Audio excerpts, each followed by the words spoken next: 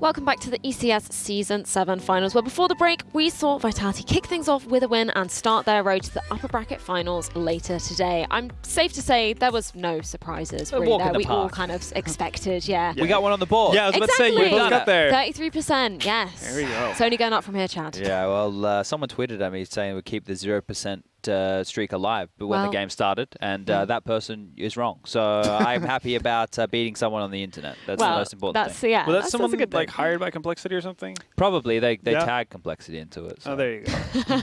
Well, yeah, no surprises there from Vitality, really. It was safe to say. I mean, Complexity, we saw Obo and Shazam kind of coming out there. Yeah. They were looking pretty solid. Well, normally you could paint the picture, right? If I came onto the analyst desk and I said, yeah, you know, it was a great game. They won both pistols. They won this sick Deagle swing round. They were looking good. You'd think it was the winning team. But no, it was the other way around, right? Complexity won both pistols here. They converted in the first half against the Force Spies. They won the second half pistol. They did have that Deagle round by Obo. They only won 3 gun rounds in the entirety of this game. So the rest of them were either pistol rounds or games against low buys. Now, we know low buys are not easy rounds to win. Against a force buy, it can be quite difficult, so they did a good job of converting there. But all in all, it wasn't a fantastic showing for Complexity, but all things considered, a decent showing, which is, it feels like I'm saying two things which are completely opposite. Yeah, I was about to say, it caught me a bit off guard by the decent showing. I think, for Shazam and Obo, you can probably say that it was an alright showing for them in terms of just showcasing individual skill. I think for the rest of them, you have to be a little bit concerned about, again, Death going through a bit of a role change. He needs to figure out how to lead a team while also trying to frag. He was not able to do so on Dust 2, but I think more so players like Sick, right? Like he's meant to be one of the backbones on that team to actually frag out, and he doesn't necessarily have an excuse. Obviously, as a team, they haven't been able to prepare, you know, in the case of Ricky not having a visa, that obviously makes your situation a bit more difficult, but there's no reason for Sick to necessarily have that much of a dip when it just comes to being able to showcase your individual. So that has me a bit worried for Complexity as a whole. But again, it's the first tournament, first day and all that, so they still have room to improve, but I wasn't necessarily too blown away by what would happen. Well, exactly. I mean, we said there was a massive asterisk coming into Complexity from this. And of course, we got to see some of their highlights, courtesy of NVIDIA there.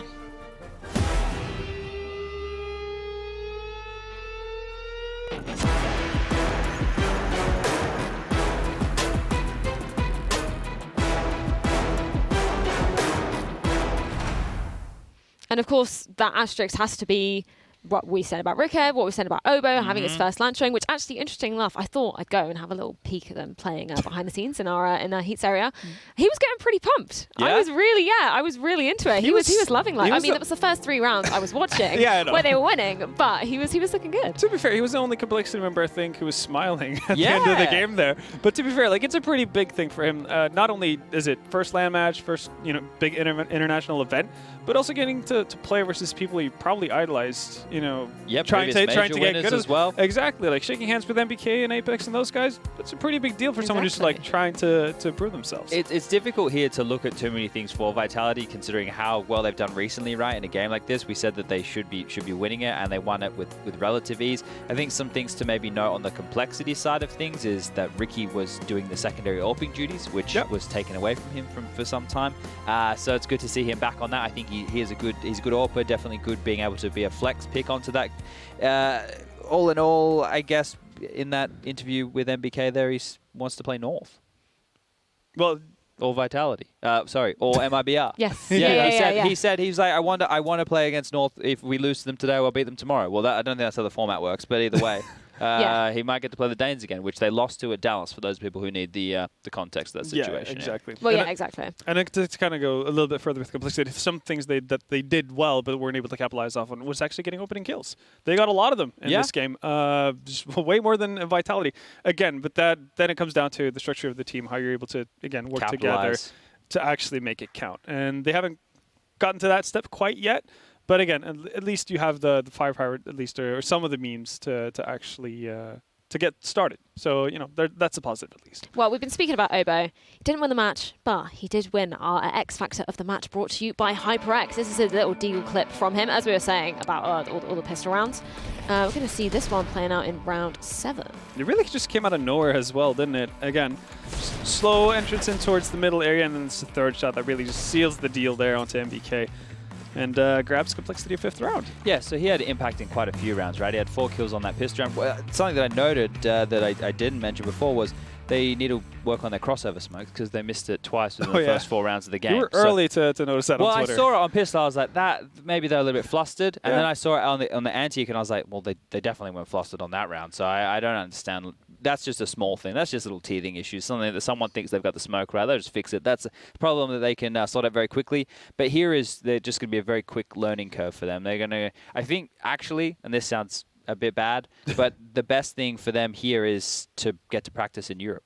Right, they're going to get a good opportunity to play some games from Europe, so that's probably the best opportunity for Complexity, and get Obo acclimatized to LAN. Well, exactly. I mean, you guys stated the importance of being comfortable at doing that, right? As we can see by the bracket here, Vitality are going to be heading into our best of 3 later today, and then Complexity are heading into the lower bracket, and they won't be playing until tomorrow when they really will be fighting for their tournament life. They'll either be heading up against MiBR or North, as you can see of that, which is the next match we're going to be getting into.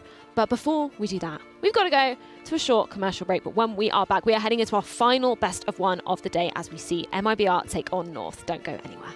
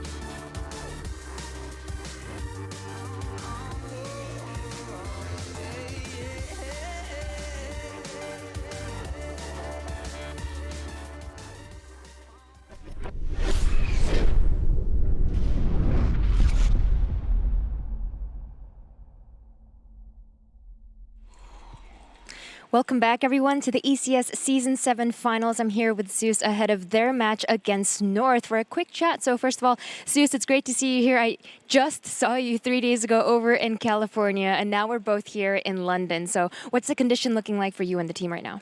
Good to see you again, first of all. It's great to be here in London. Our team is really in a good place right now, a lot better. We finally had some time off, got to practice, got to rework our strats, figure out our map pool, and do our preparation for opponents. We changed the way how we're approaching things, just a little bit more professional in how we do it. So I think there's a lot of positive things coming for us. When you say professional, does that just mean actually having the time to practice and work on things, or can you elaborate on what you mean by that? Yeah, it's a little bit of everything. It's having more time, trying to be more thorough in our analysis of teams and how we prep for them. And more importantly, just having the ability to come into a match prepared. Like if we don't have strategies, we're not being professional about it. We're just trying to play CS. And right now, things have evolved. We need to be a lot more prepared. For sure, and I know that at the beginning of the year, that was actually one of the biggest problems for you guys, is that you were traveling so often, there wasn't any time to process what had happened. Now with this time that you guys had, what were the first few things that you really wanted to focus on with this time? So our first steps were really just to analyze every match that we had, because we didn't have that much time to actually put the work in, like I said. So we analyzed the map, saw the mistakes, changed a few positions around, changed our approach to the game and how if we were going to play aggressive, if we're not, come up with little individual plays, change a few more defensive setups, and overall it's like little tweaks that change that in the end give a big performance and picture change for us. Well, now you're going to be going up against North, and North actually had a pretty impressive performance coming off of Dallas. So I'm wondering, did you guys actually have time to catch those games and see how they performed? Yeah, part of the beauty of us having time off was that we got to watch everyone. We got to steal a little bit of the strategies, understand how they play, and even figure out coming to the map. I don't think they're prepared for Inferno, so let's see what they do. Let's see, indeed. Best of luck in this match. And for now, let's head over to a short video to meet the rest of the players in Group B. Does looks matter? Looks? No. Sure. Yep.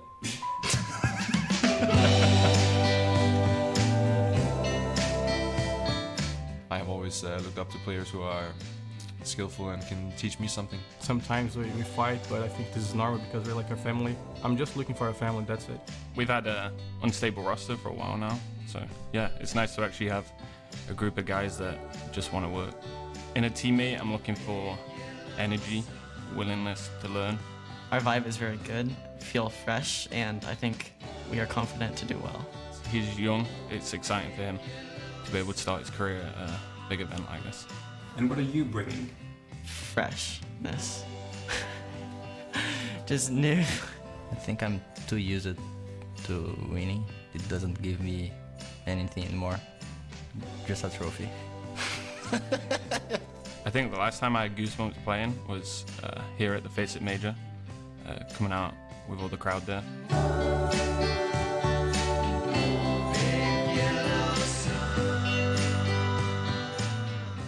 I don't usually have goosebumps, but I think drinking soda would give me goosebumps.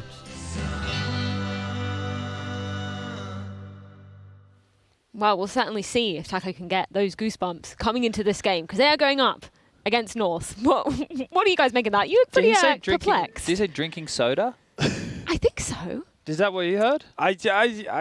Yeah, I didn't know if I heard correctly. I guess if it's Maybe really that cold is. soda. Or that, yeah, no. I mean, I don't get goosebumps from drinking soda, at least not the soda I have in Norway. There we go. Maybe Well. we need the Brazilian soda. Yeah. They might be getting goosebumps from this match. Looking at these plays, we're going to be heading into our MiBR versus North as our final best of one up on this beautiful stage here. What are you making of this one, Well, we Chad? even know what map, thanks to Zeus. So Yes. we Spoilers can alert. skip the veto. We know it's going to be Inferno. But look, MiBR right now are on a 9-series undefeated streak. That's pretty good. Like, they've dropped maps, but they've won their last 9 best-of-3s in a row, and the last time they lost was against Liquid in the semi-finals of Sydney. So I think this was a much-needed break for them, and there was something that I get to talk to them while being on the road, that since they reformed the team, they didn't actually have enough time to sit down and formulate the way forward. So now I think they have a clear plan, and having Zeus with his time and experience from Liquid coming in to give them a fresh coaching perspective is also important. Yeah, exactly. I mean, they seem pretty fresh, right, just from that interview with Sue. They're actually having time to practice and to prep. They were Wild saying, concept, right? Exactly, Exactly. right? Skipping some events seems to, well, we're going to see if it's doing them a benefit there. Yeah, no, I actually think so. It will. When they went on that extreme streak of pretty much just globe-trotting Yeah. for the better part of 3 months, it really did its toll on them. It's impossible to get proper practice time. Again, your body's constantly adjusting to new time zones, new food, and what else have you. So I think for them, they're going to be able to, again, like Sue said, take a bit more of a professional approach to it, how they actually want to go about it. And I think, as you said, with that 9 series win streak that they're on, 2 of those games are against versus Liquid as well, best of 3 series, which is pretty impressive stuff. They also beat Renegades as well, 2-0. I think they're, like one of the hottest teams coming into it. Maybe you can side. I've got them to win. Yeah, well, yeah, you have that. I have them going for a finals. I'm looking at an Astralis MiBR finals. But we'll see if that comes true. But yeah, like together with Vitality, probably like in their best shape that we've seen in quite some time, which is really encouraging, especially because we get to see the resurgence of, I guess, the infamous trio of Fallen and coldzera, which makes any CS fan's heart just jump. Exactly. Well, their first hurdle coming into this tournament is going to be North.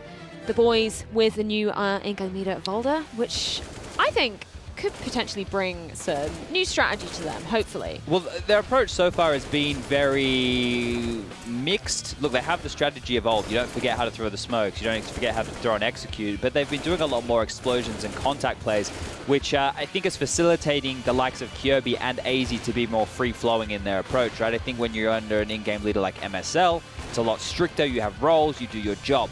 Now there's a lot more opportunities, and I think those opportunities are being seen, at least in the stat lines. Maybe it's only marginal, but it seems like a little bit, well, let's just say the eye test, so I keep myself safe here, that I've been feeling like more of a contribution from at least AZ, and I think Yugi is one of these talents that we haven't actually gotten the full experience of just yet. I think I'm still waiting. The 7-course meal of Yugi in that sense, and I think that's very fair to say. Again, he'll show flashes of brilliance and then kind of, well, basically disappear into the shadows for the next 3-4 games before he shows you what he potentially can do, which is a bit of a shame. I think with Valda coming in again, leading in a bit of a different way, North playing in a bit of a different brand of Counter-Strike than what they did in the past, that could be good for him. The one thing that worries me is what you said with their T side being so contact heavy and so basically based off of pop flash and explosive takes that I'm not really sure what they have to fall back on, because that's the kind of playstyle that gets disrupted pretty easily if you're not on your toes at every given time. You're gonna have to learn how to grind out rounds if you're gonna win versus the best teams in the world, and I don't think North has really what it takes to do so as it stands right now. Well, yeah, we've been speaking about Yugi. We're going to get him up on screen up here with the head-to-head going up against Fallen. What do you kind of make of these two icons colliding? Well, I think in terms of AWPing style and the way that they can both combat AWP, very aggressive, very flicky in your face, that comparison I think is a fair one. Obviously Fallen with a bit more of a burden, having to do the in-game leadership role as well. But I think at least in their approach to the game, they can have a lot of similarities here. So I hope that both of them, now that we know we're heading towards Inferno, can find some impact here. It's a bit harder on a map like Inferno, especially on those T sides, so be looking for their AWPs more on the CT sides. Yeah, I want to see proactive AWPing. I mean, we've gotten pretty used to seeing, I guess, angle grinders in that sense, who literally just hold an angle, take one shot, basically go the safe route about it. I feel like both of these players have the skill within them to actually get a bit creative in terms of how they actually approach their CT side. So I'm kind of hoping that they have the freedom to do so. Obviously, Fallen can decide to have the freedom to do so, being the in-game leader. But yeah, it's going to be interesting to see how Valde lets Yugi play around with the map.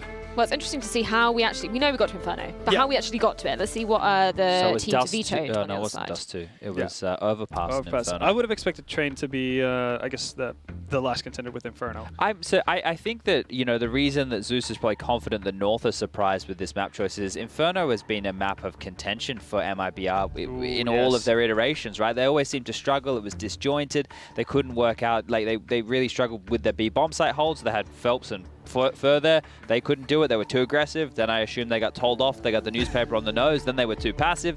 Then they mixed it up. They had Fallen over.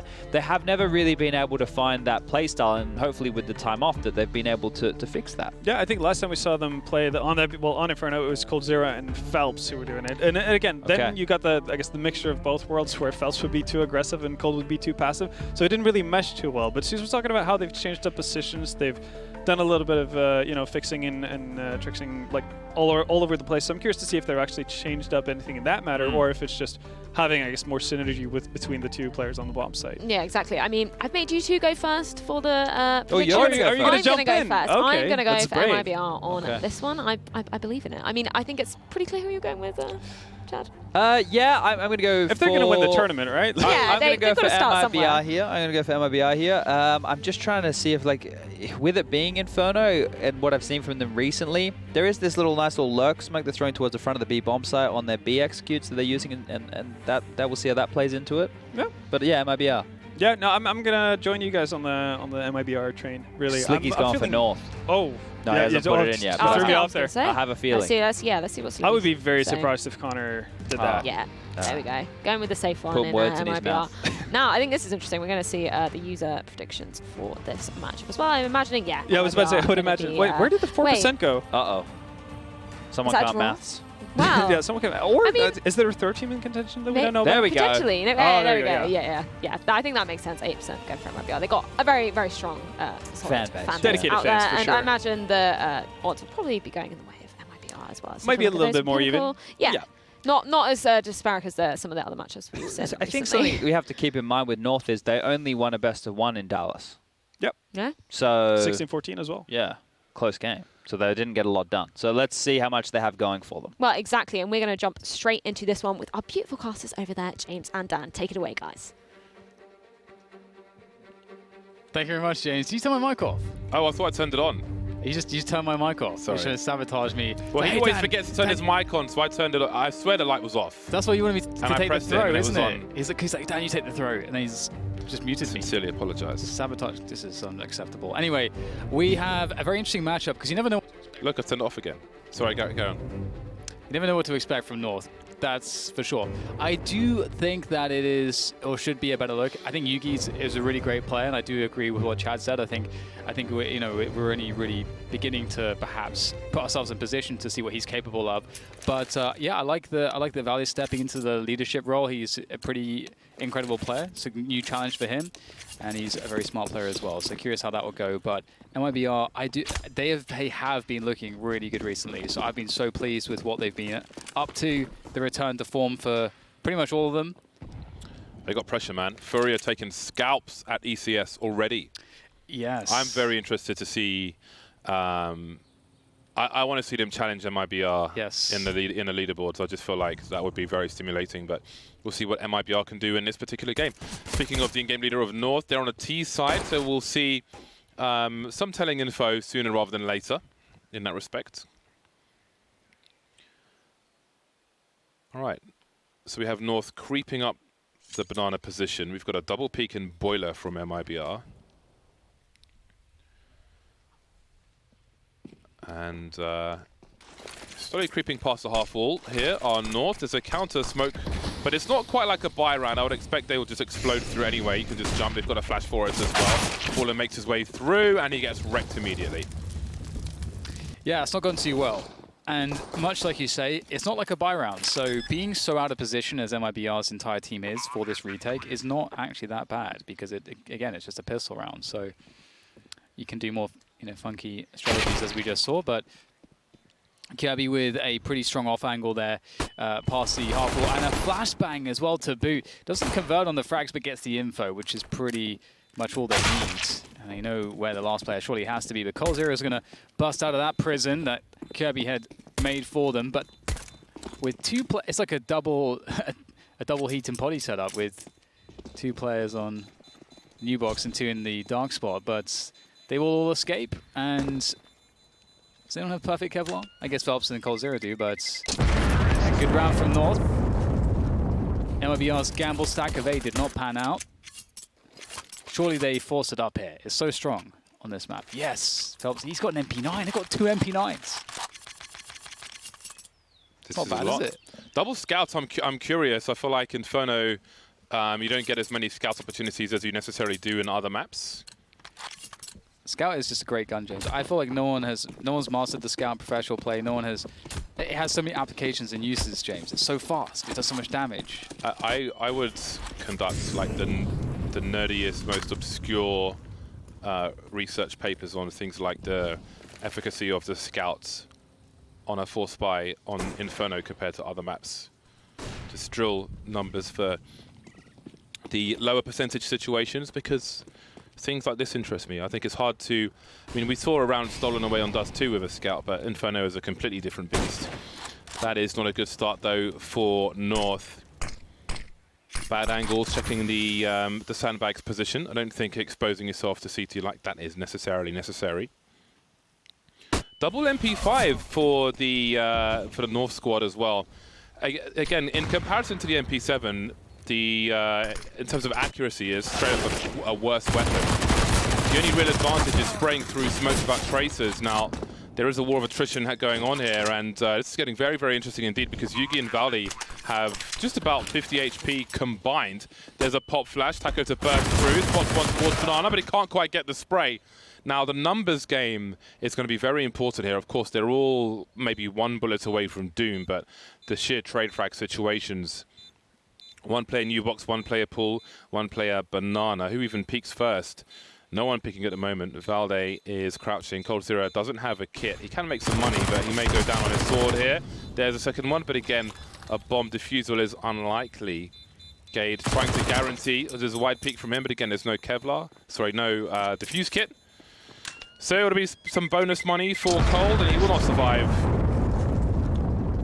But it's 2-0 for North. I wonder how close he was to surviving. How much more HP? I don't think he was close at all.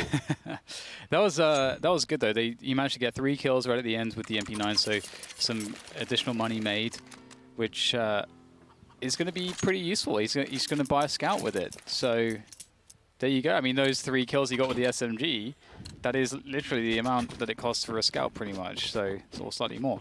So that's not bad. Yeah, so they can use this opportunity to make their lives easier by making this another expensive round for the likes of North. They've got a Molotov towards the car position, but it hasn't quite done its job.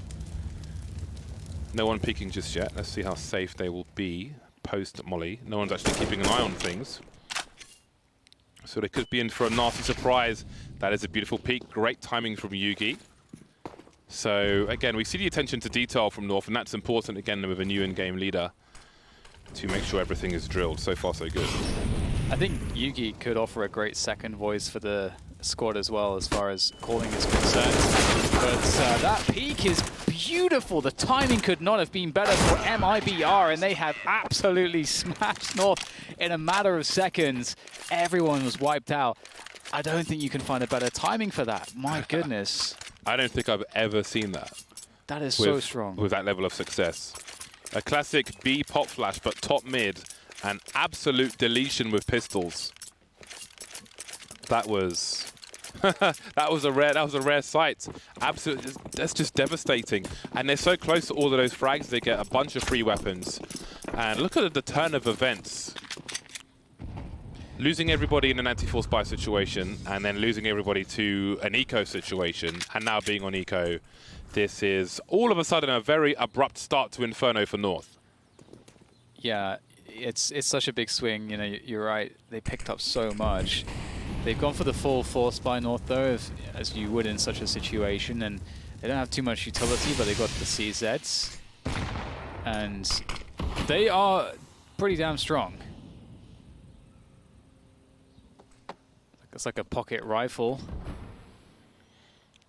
and MiBR looking confident around this A bomb site. They've got everyone in position. Obviously, Fallen has the AWP towards Banana, and this is so typical of MiBR to entrust Banana solely to him as they cheat an additional player towards A. But they don't have a huge amount of info. Fallen is not too deep. Quick flash. That's going to completely miss, though. Oh my god. The grenade. Those walls are really useful for covering damage. If you're a CT on that side of the wall and people are throwing grenades up mid, you'll take like 3 to 5 damage from those grenades. So it's quite a key position. Great little adjustment, and little adjustment required for Cold Zero to get 3 kills. But an AK's been collected in a pit now by Kiabi, completely blind as teammate moving forward, and now it becomes a winnable position. The bomb needs to be collected quickly because Fur is on the hunt.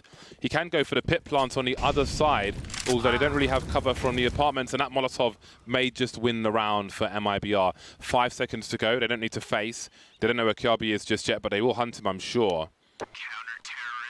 He will try to hold on for dear life. There's a flashbang. Fur makes his way through, but he won't get there.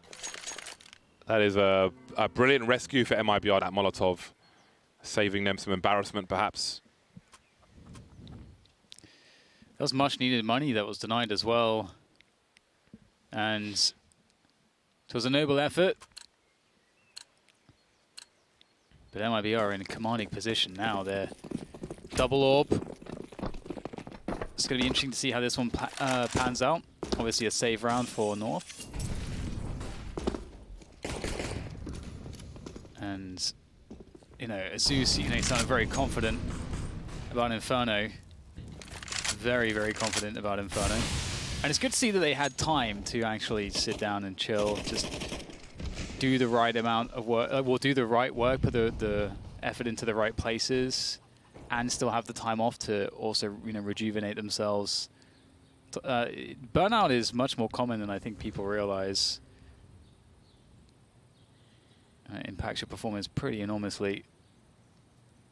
Fallen is about to be challenged. Only for a moment, though. He's been on fire for a while. He has. He has been really on fire, at least online. We'll see if it translates to LAN now. The right kind of explosive sniper to really have an impact on Inferno. And Taco's there again. Let's not forget when Taco is learning to be a sniper in professional Counter-Strike. And it's an easy pickup for Phelps and Fur. Cameo appearance from coldzera towards the end, and it's 3 rounds in a row now for MiBR. Back to winning ways finally for North. These recent rounds may have felt like a nightmare for them. Shocking fashion in which things quickly, abruptly, brutally turned around. But opportunity knocks once more. Utility will not be ideal, but AK-47s, the abusable numbers of the T side, may be able to balance that. One of the things that's difficult is like how disruptive Fallen can be with that orb. I think that's something I'm curious to see, even on the CT side. But we get the deep smoke straight away. coldzera with a pretty aggressive maneuver in apartment, so that's going to slow down North slightly. Or maybe not. Kirby investigates and will spot that he has not, coldzera has not taken any forward positions. You see some of the wallbang spots as well being used there by Gate just to make sure that Cold was not in any deep position. Smoke to Arch. It's a nice lineup, actually. And there's an incendiary from Phelps. Will there be a flash for Taco to go forwards with a peek? Perhaps not, but not required. Doesn't need to do any more than that.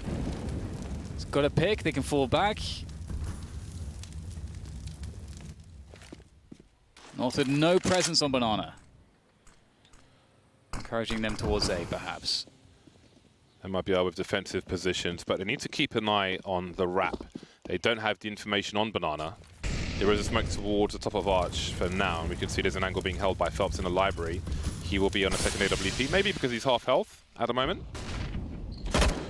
There we see the numbers towards the A bomb site in that short area. The bomb will be spotted, the rotation. 2-man rotations coming in, but they are miles away. 30 seconds for North to try and get a bomb plant. coldzera trying to hide, trying to hold the real estate, allowing his teammate to bait for him. And Eric pops out immediately. MiBR ready for this push. And they have absolutely crushed North. They've neutered them. Such a simple setup. coldzera going as deep as possible, making the peak as bad as possible. Shot in the back, turn around, shot in the back again from coldzera. Marvelous stuff. MiBR were exactly as aggressive as they needed to be in that round to sort of maximize disruption for as minimal a cost in risk. And, you know, we see that they'll get smoked off an Arch, but Taco still finds a good spot to get a peek in, kills a player with Boiler, swaps out the AWP back to Phelps. And we've got a really aggressive situation here as well. Fur and Fallen will take quite a lot of damage towards Banana, but with all the movement towards second mid from MiBR, they can quickly rotate an additional player. That'll be Taco. He's rotated through Speedway now. Got 2 AWPs here for this defense, as well as the rifle. And this is a good look here for MiBR. They have all the info they need.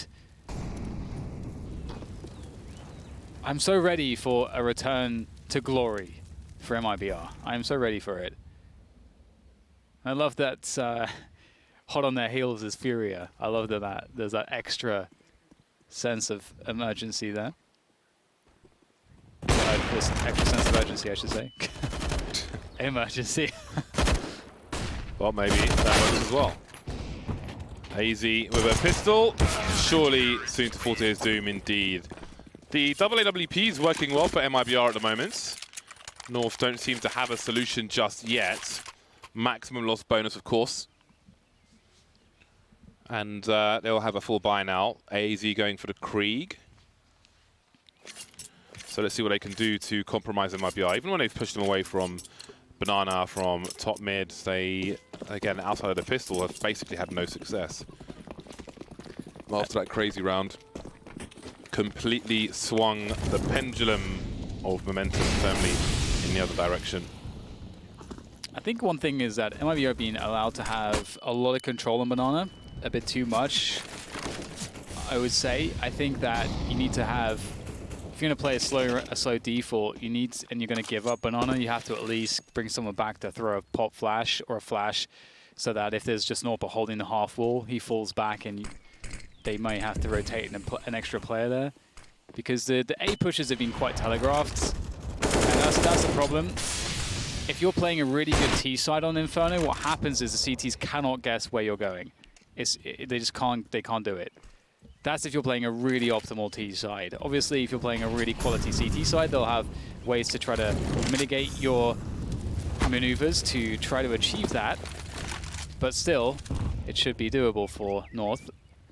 They have a different look here, managing to create a lot of space towards Arch side, but can first stop them. Oh, the lineup is absolutely fantastic. Would you believe it? Third with 3 uncontested kills.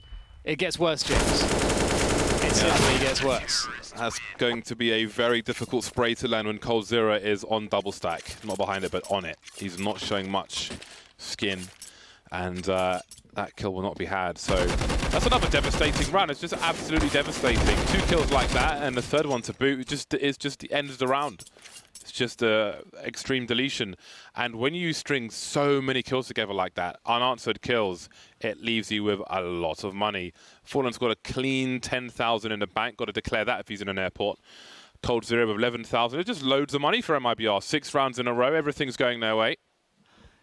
You know, one thing actually about North before, when Valde wasn't calling, it felt like Valde, like his quality, and if AZ was playing well, you know, that they would, even if they're in like a 2v5 or something, those are rounds, you know, which players that are as good as AZ and Valde could actually win.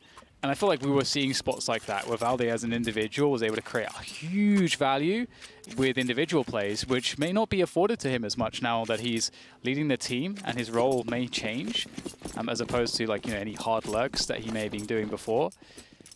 You know, now he's going to be in different spots on these T sides.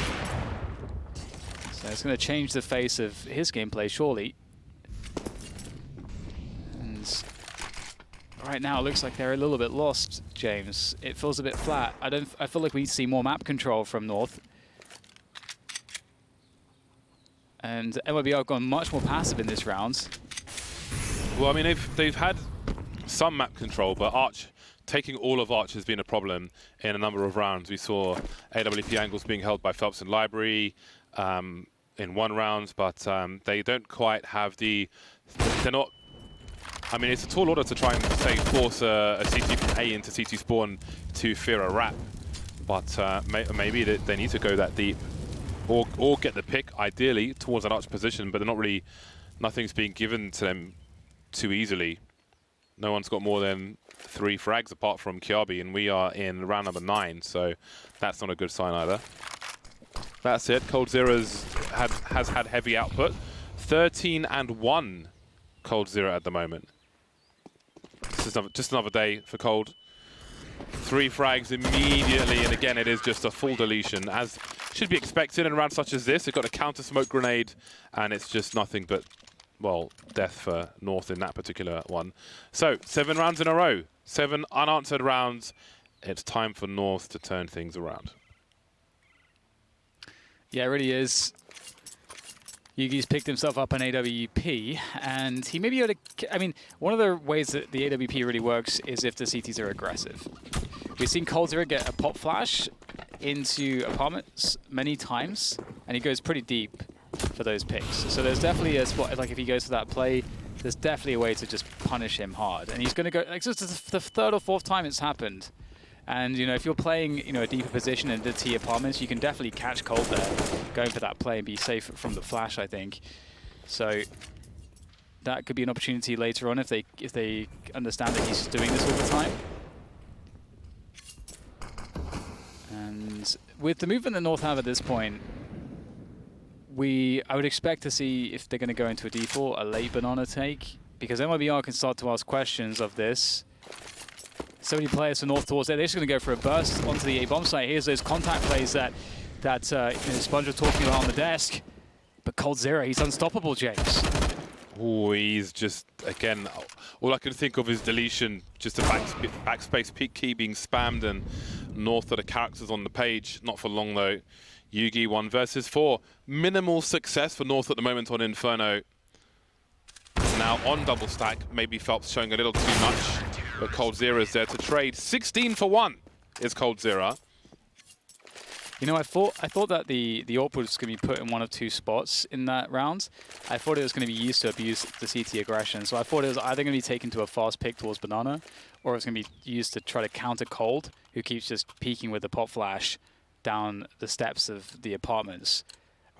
And so we didn't really see the AWP be put into use at all, except as the last man in a rush or a contact play. So hopefully they can get Yugi into some good spots later on. It's difficult on the T side, though, with the AWP. It really is. But that said, Yugi is capable with all weapons. North back towards A again, occupying the apartments, but MiBR, I'm reading the money, understand that there's no need to have anybody in these close ranges. Balcony burst, it seems. AZ is in position. Flash is being deployed, but coldzera seems to be expectant. He's done some damage as well as the frag. Repositioning, marvelous start, and again. Oh no! Oh, manages to survive it and get another kill. Now he's 20 for 1. coldzera is 20 for 1. Start the Reddit threads. Don't forget HLTV as well. Do not disappoint me. 20 for 1. 9 rounds in a row for MiBR. It's pretty good if you're an MiBR fan. If you're North, I don't know what to say. I don't know when I last saw 20 for 1 in like 10 rounds. Well, 11 rounds. It's not bad. I don't know, man. Maybe go B. Well, no, where's ADR is. Go B, guys. Either way. Here we go. Yugi will try to take a fast peek. This is kind of more of what I was, thinking about as far as Yugi's concerned.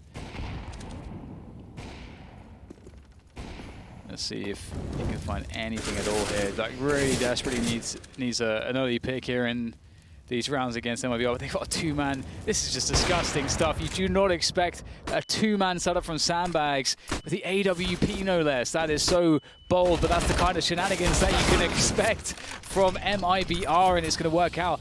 4 versus 2, and Valde's barely standing with 3 HP. I don't know what you're supposed to do against this. And when you finally figure out a 2-man setup on Banana, if they thought they could try and exploit Fallen and chase him down, there's another 2-man setup on the B-bomb site already before you're even close to the corner. So MiBR with a solid CT side so far, and they seem to, in some cases, have plan Bs for their plan As. Plan A was spammed by Fallen. I don't think Yugi saw Fallen jump over, and that really made things worse. coldzera is losing money by winning rounds. 21 for 1, $16,000. Just can't, he hasn't got enough briefcases. There aren't enough mattresses for coldzera to stuff all his money and save it. He's just got to burn it, give it away, use it for firewood. Firewood. It's illegal, James. You can't burn currency. He is cold after all. Why are you all about the illegal things? Is it legal to burn money? Does that count as like it's definitely not defacing money? Well, because imagine if you start burning currency and then there's like currency that's just not in the system anymore. You're going to impact technically speaking, pound up was illegal because it was defacing coins. I think it's more about the whole economics of the situation. Yeah, but I mean, if you're literally burning all the money, then you're going to be a bit short of money. So I guess that is not going to happen by default. I wonder how much like money, physical money actually leaves like the circulation of money every year. Like how much is like lost, Anyway, if you know the answer to that, you can send us a tweet. I don't want to go too off topic. Actually, no, let's just leave it there. Indeed. AZ gets shot through the wall, and now he's dead. He's dead. And that's pretty much the story of all the North players in every round so far. I don't think there's been one promising round. I actually am going to make the statement.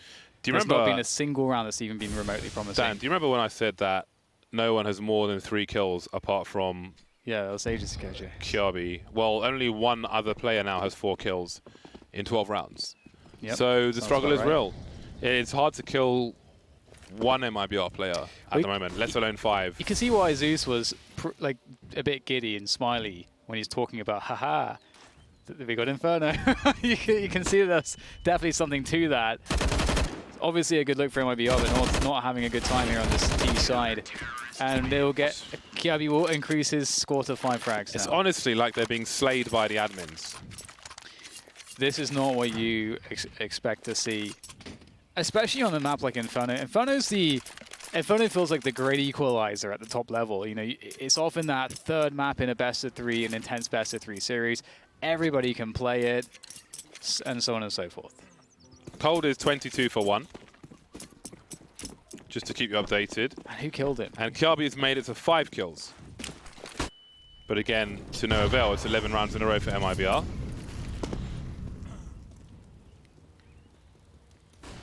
So things are looking pretty solid for MiBR for now. There's a lot of focus continually towards the A bomb site. I mean, this is one of the reasons why Cold has got so many kills. Is because I don't think North have taken B once. Have they taken B once? I don't think they have. They've attempted it. They've not gotten past it. They've not gotten into the bomb site once. They've been thwarted by the police repeatedly. Beyond the pistol. They've got the phone taps. They know ahead of time what is planned. All right, Phelps is a good. He's got a good angle here. That smoke not covering. Key spot there. So North, really obsessed with going towards A. It's very difficult to make A work if you don't have anyone going through Arch. Let's see if they can somehow pull this one off. Coldzera, will he go to 22 for 2, James? He's down to 18 HP. You've got to be rooting for him at this point to just get some crazy stats at least at half time, which is not too far away. This is the second last round of the first half. Some counter flashes will delay the push for North. We move to the 20-second mark. Coldzera's actually been fragged. So those are 2 deaths in 14 rounds. And look, they're just edging forward with a lack of flashbang play, just trying to jiggle peek and getting tagged and fragged. It's pretty rudimentary, and all Taco needs to do is stand, and Fer will get that final kill, and it's 12-2. It's interesting. There's this quality of North feel very static. It's like this opposite quality as to what we see when we watch Furia. Furia adapts immediately, and they're explosive on their adaptations. As a unit, they're all over you. They're on top of you. It doesn't matter what's going on. Here, it feels like North just get slowed down to a point where they're just playing at a halt. There's a great movement there from Taco with the AWP, that said. And he's going to go deep for the flick. Doesn't quite land it, though. Big peak coming in from North, and they're actually going to be pushing up mid pretty fast. And again, I feel as though, James, we have not seen any action on B in this half except the pistol. They've not, the 2 other times they went towards Banana, they didn't even get past the initial choke points. That is very strange. Isn't that, am I crazy? Isn't that strange? You are crazy. I know, okay, well. I don't know what you're talking about, though. Indeed. So, oh no. Oh, thank God they turn around to take down Fer. Maybe a round is possible now. Taco in the library position is doing some additional damage. The bomb is coming through the balcony. There's plenty of time to get it onto the bomb site, although the off angle from Cold is not going to be expected. He's going to take down the bomb in the apartments, and Taco going to miss his shot. Now down to Fallen on the rotation, but the bomb is in the apartments. Fallen's actually closer to the bomb than the T's are, and he knows it because Cold spotted the bomb when he took it down. Fallen not wanting to scope into Conceded's position. He'll jiggle to try and get the information. Oh, the timing. Not quite yet. North playing it slow. Fallen maybe realizes what is happening right now. But you've got to think your position is more and more vulnerable as time continues. Could somebody be in apps already? Could they be making their way towards Boiler? Is he about to see the information? He is, but he will not get that final round. 3 rounds for North after a disastrous first half. Can they get any more in the second half? Find out after the break.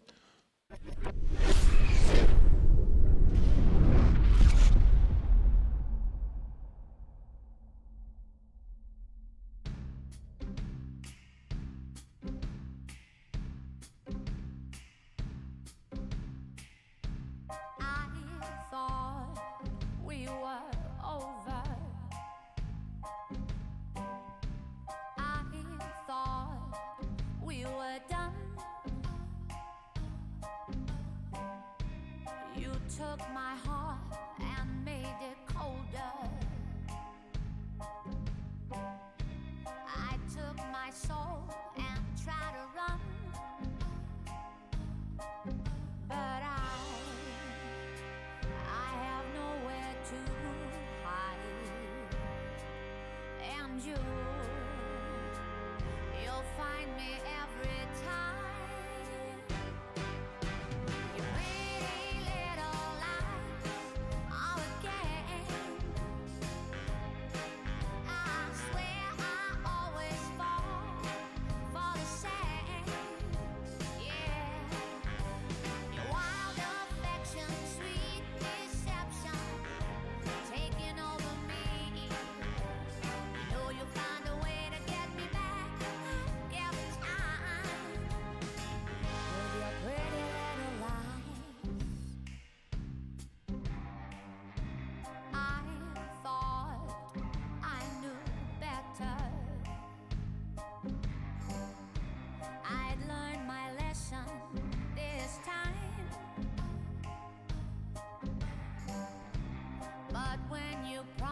Me forever,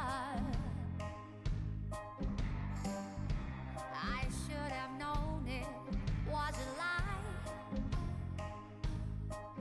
but you always know what to say.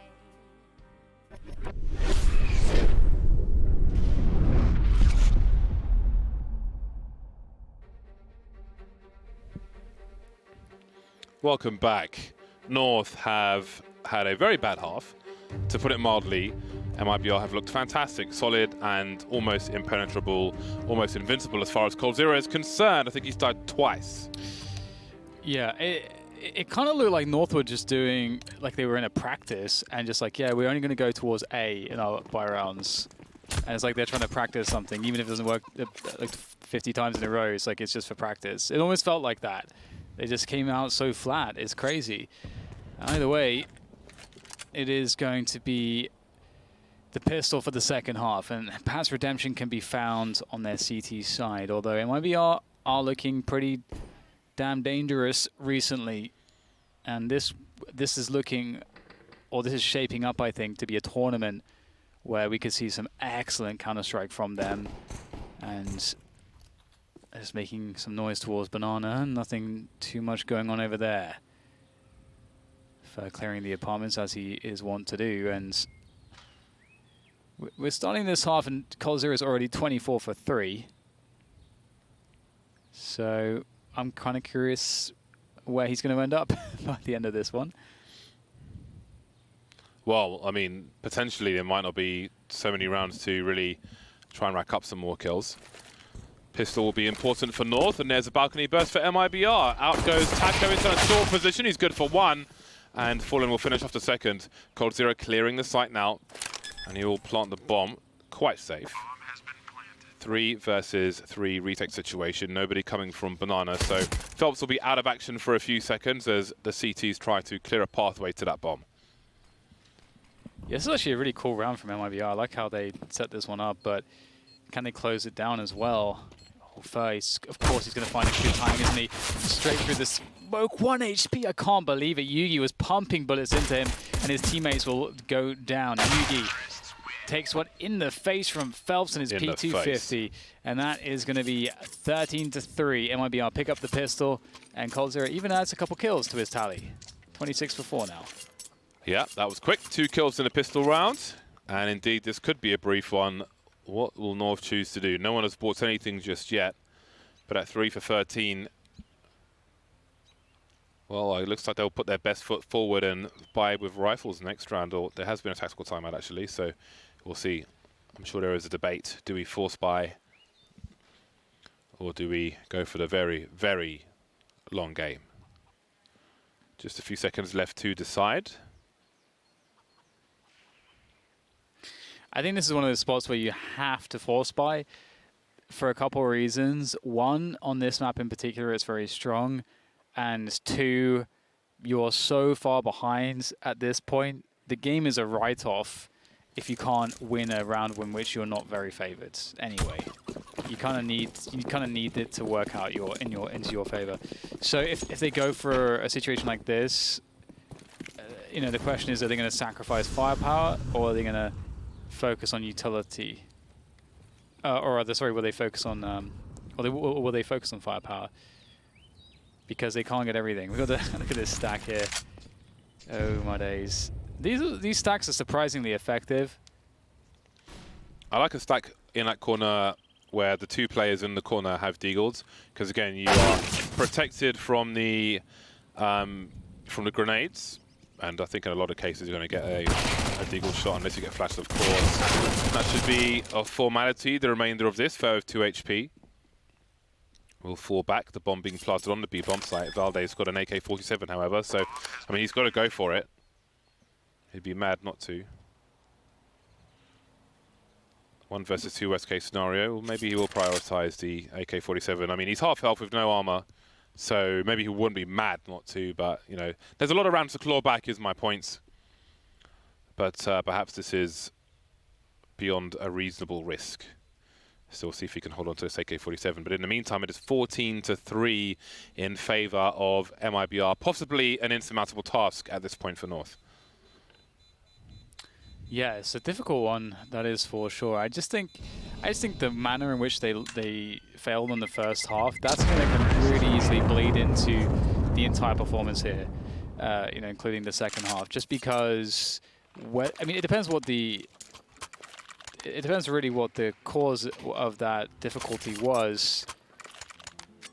But if you're trying everything and it feels like nothing's working, it is pretty demoralizing. So here it is, all on this. They played for this round after losing the pistol, and they've got a good opportunity now with the superior firepower to start building.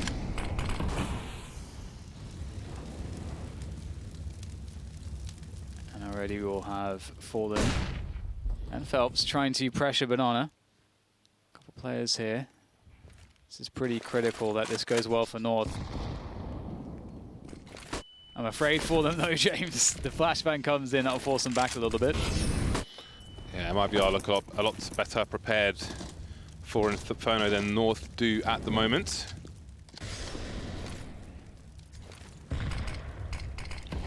The smoke off towards the top, that might be an indicator, but you never know if a pop flash is going to come through. Less likely though with the smoke off like that. MiBR waiting for the arch smoke to go away, so there's a potential wrap towards the B bomb site. They need to deal with Gade first, however, who's starting to creep up, scoped in already. And off he runs, and I think that was heard by Taco. So what is the timing like though? 45 seconds on the clock. MiBR not committing to the B bomb site. First seems certain that he has a chase to make. Flashbang will be heard. He's lost Taco towards top Banana. Fur in CT spawn now. Things are getting pretty damn weird. 25 seconds. He knows someone's here somewhere, but will he find the right angle at the right time? Gate turns around just at the wrong time, and off they go. So MiBR into that B bomb side, or at least trying to. Still 2 players, still 2 CTs here. There's no time to really clear the site effectively, but they will be a fight to the death. Vale knows he just has to direct delay. Bomb to go down in smoke. No, it's not going to go down in the smoke if they're trying to retrieve it and plant it. Oh no, well, Yuki's in position and he will deny Fallen, so that went down to the wire, but it will be around for North. They did lose a few guns, which kind of sucks, but that's okay. MiBR looking pretty dangerous. The North team is an interesting one. I wonder how. I'm looking forward to seeing like where the performance performance at the end of this, by the end of this event, like where what the performances will be looking like, and how their future is going to be looking as well. They've got so many good players, but anyway, we'll have the buy from MiBR. They're going to force it up. They want to end it now, James. They don't want any of this saving business. Why save when you can force buy? Why not buy, James, when you can buy? As a fan of buying things, you must surely agree. That's a good question. It's a reasonable question, Dan. Not everybody has an answer to that. Okay, good for one. He's got support though to get more, and it's time for North to dish out some revenge to MiBR on a short term. The long term is going to be a tough task, but the next round looks pretty good for them. MiBR have got crap money now.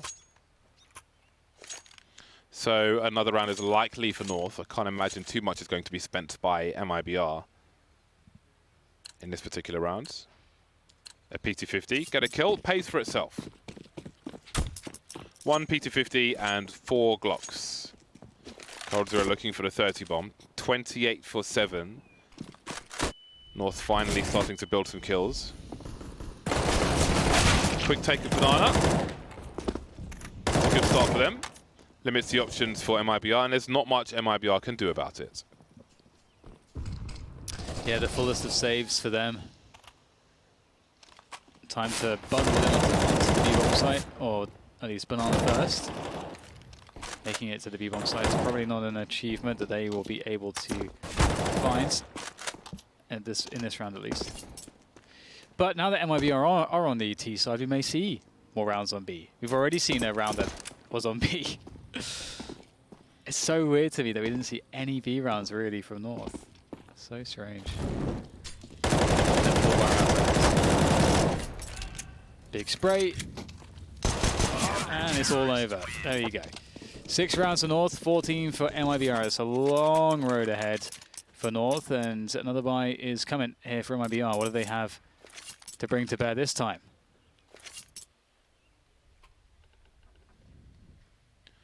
Five AK-47s. The utility sucks. Fallen's got some to buy.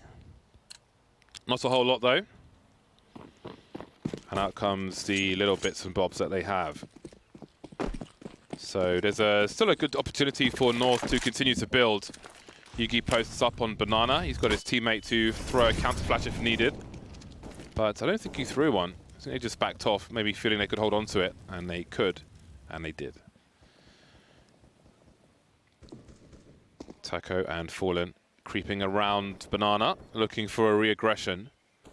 With the elevated position, there might be some warning for a pop flash play from Coffins, for example. The HE towards the old car area, nothing doing really. Fallen with 90 HP. There's a timing here for MiBR that they will have to go because, I was going to say, North are going to work it out. They've got eyes on top mid now as well. Yugi doing more damage with the AWP. Great work from him so far. Won't polish off the 4th player, but that's okay because I don't know that MiBR have all that much left here to do anything with.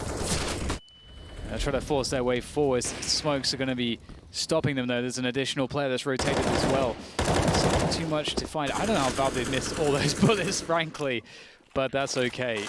Because Yugi certainly won't. That's his 4th kill, and he has held it down like a champ in this round.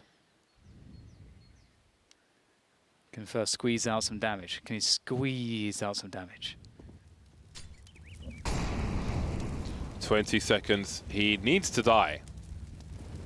He does not want to hold on to his weapon in this situation because he's so exposed he could die after time. I think he's expecting a chase. 10 seconds and there'll be no further kills.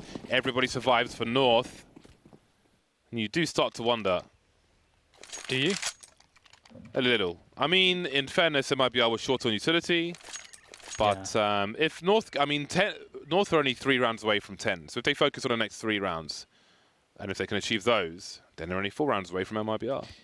And that push from Yugi really goes to show, you know, it's like it tells you how important information players are, and especially if you're doing it with an AWP, which the option there is to do it because he's that's where he is, and on the B-bomb side.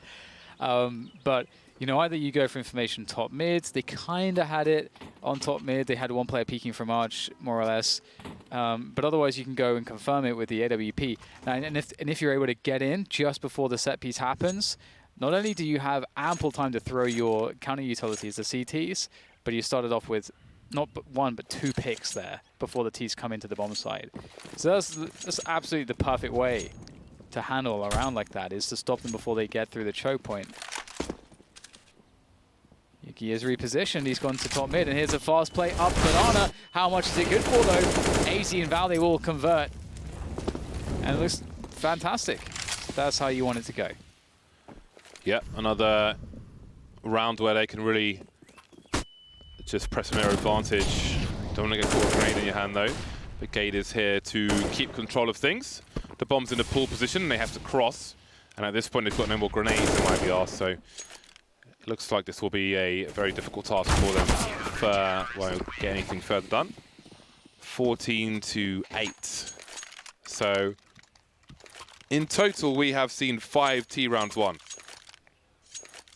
North 6 rounds away. But again, focus on 10 for now, and then focus on the rest afterwards. Only one outside of the pistol, James, as well.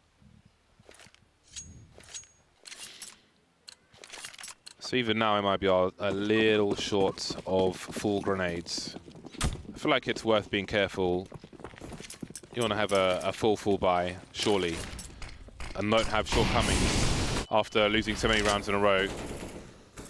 Again, it can be possible to have halves where you just never have a full buy, like we saw in some of the games previously, and that can just be handicapping yourself for no good reason. First been lost early. MiBR keen on Banana, looking to abuse that numbers advantage. As at this point, there are 2 players over towards B. A change of pace, moving in a lot faster. Phelps is at risk now if he continues through that smoke, but they've fallen off the first position. And going through the smoke, the timing does not work out for MiBR. And they didn't use too much of this utility, ultimately. Well, they're creeping through the smoke in a 5 versus 2 situation. I guess he's expecting them to retreat, and he wants to take the weapons away. Felt it was, I mean, with the money on the board there for North, it's okay. Worth noting though, worth observing. But here we are. I would like to see the next round to just be a full buy with nothing lacking there, because I feel like in rounds like that, there are opportunist pushes rather than, let's say, like a proper execute or something like that. So Phelps has gone for the hero AK in this particular round. Now, if the purpose is to keep the CT money honest, that's unlikely. If the purpose is to have a calculated risk to try and win a round, then we'll see how it goes. Yugi kicking off things well again. So Yugi's been fairly instrumental in these CT sides so far. It's been a multitude of rounds where he's gotten the first 1 or 2 kills, giving his team a decisive advantage with not just the kills but the information as well as to what's happening. And another easy cleanup here against the pistols of MiBR. So the question now is what the approach will look like for MiBR, and I would be surprised to see either second mid departments to fast timing on A, because they've been going pretty aggressive early on against the banana plays of their opponents, which has in some spots encouraged North to maybe even have 3 players towards Banana at the beginning of these rounds, which can be punished. Or perhaps we'll see a slower default where MiBR just let North dump utility, they'll take apartments, then come back for Banana later on, then go for the top mid take, and then decide where they'll go after that. But no, James. It's Phelps getting absolutely mauled by the utility. As I said, get to 10, then focus on the 4 bite-sized chunks. And they're in a good position now with this man advantage. And MiBR are just creeping into angles and getting shot. No flashes, no anything really, just looking for a cheeky frag, it seems. And that has not quite worked out for them. They've got 3 players remaining with most of their utility intact. They need to establish that top mid is not being held by North now. They'll go to a more conservative position with their advantages, their 2-man advantage. But they have no eyes towards... They have no eyes on Arch, which means that a wrap is possible. You can see the North are defending from the site, so they're keeping eyes on CT spawn as well. Very, very defensive situation for North. But the benefit of this is that it will take MiBR an extremely long time to identify what exactly is going on here. So without the knowledge for MiBR, it's not the worst thing in the world, despite the risks. Moving through to A now. There's still a crossfire with Kiabi under the balcony and 2 players on the side. That will prove hard to deal with. That Molotov didn't go deep enough, and no one has taken a lick of damage just yet for North. Yes, it's pretty scary. He misses the first shot and he will go down without a trade just yet. Kirby picks up 1. Gaze now revealed his position, but they have to take him out. Colzer has to find a way to take down Gade almost immediately, but he can't do it. Gade will take him out as he jumps up on top of the barrels. And another round for North, and they're only 3 away from equalizing. And MiBR, they've really struggled here to make this work. And this round, we saw 4 players on Banana at the beginning for North, and then they quickly dispersed. So there was an early timing in which A was very vulnerable. But North looking pretty steady right now on their CT side. MiBR having struggles in a different way to North, James, I would say. And it's interesting because they've lost a lot of their rounds towards Banana, whereas in the T side of North, they lost all their rounds exclusively towards A. So really weird Inferno, honestly, between these 2 teams.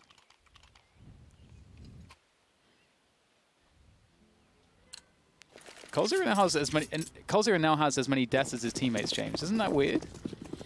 Didn't he? I mean, he was 20 for 1 at one point. Yeah. Now we have another hero AK. At this point, with all the rounds together, I don't know if there is an economical impact that's worthwhile with this AK, and I do wonder if they're just handicapping themselves from having a full buy. If they plant a bomb, they get 4,200, so they can get the AKs out and some grenades, but is it at this point perhaps more important to just focus on a full buy yourselves rather than go for these buys on?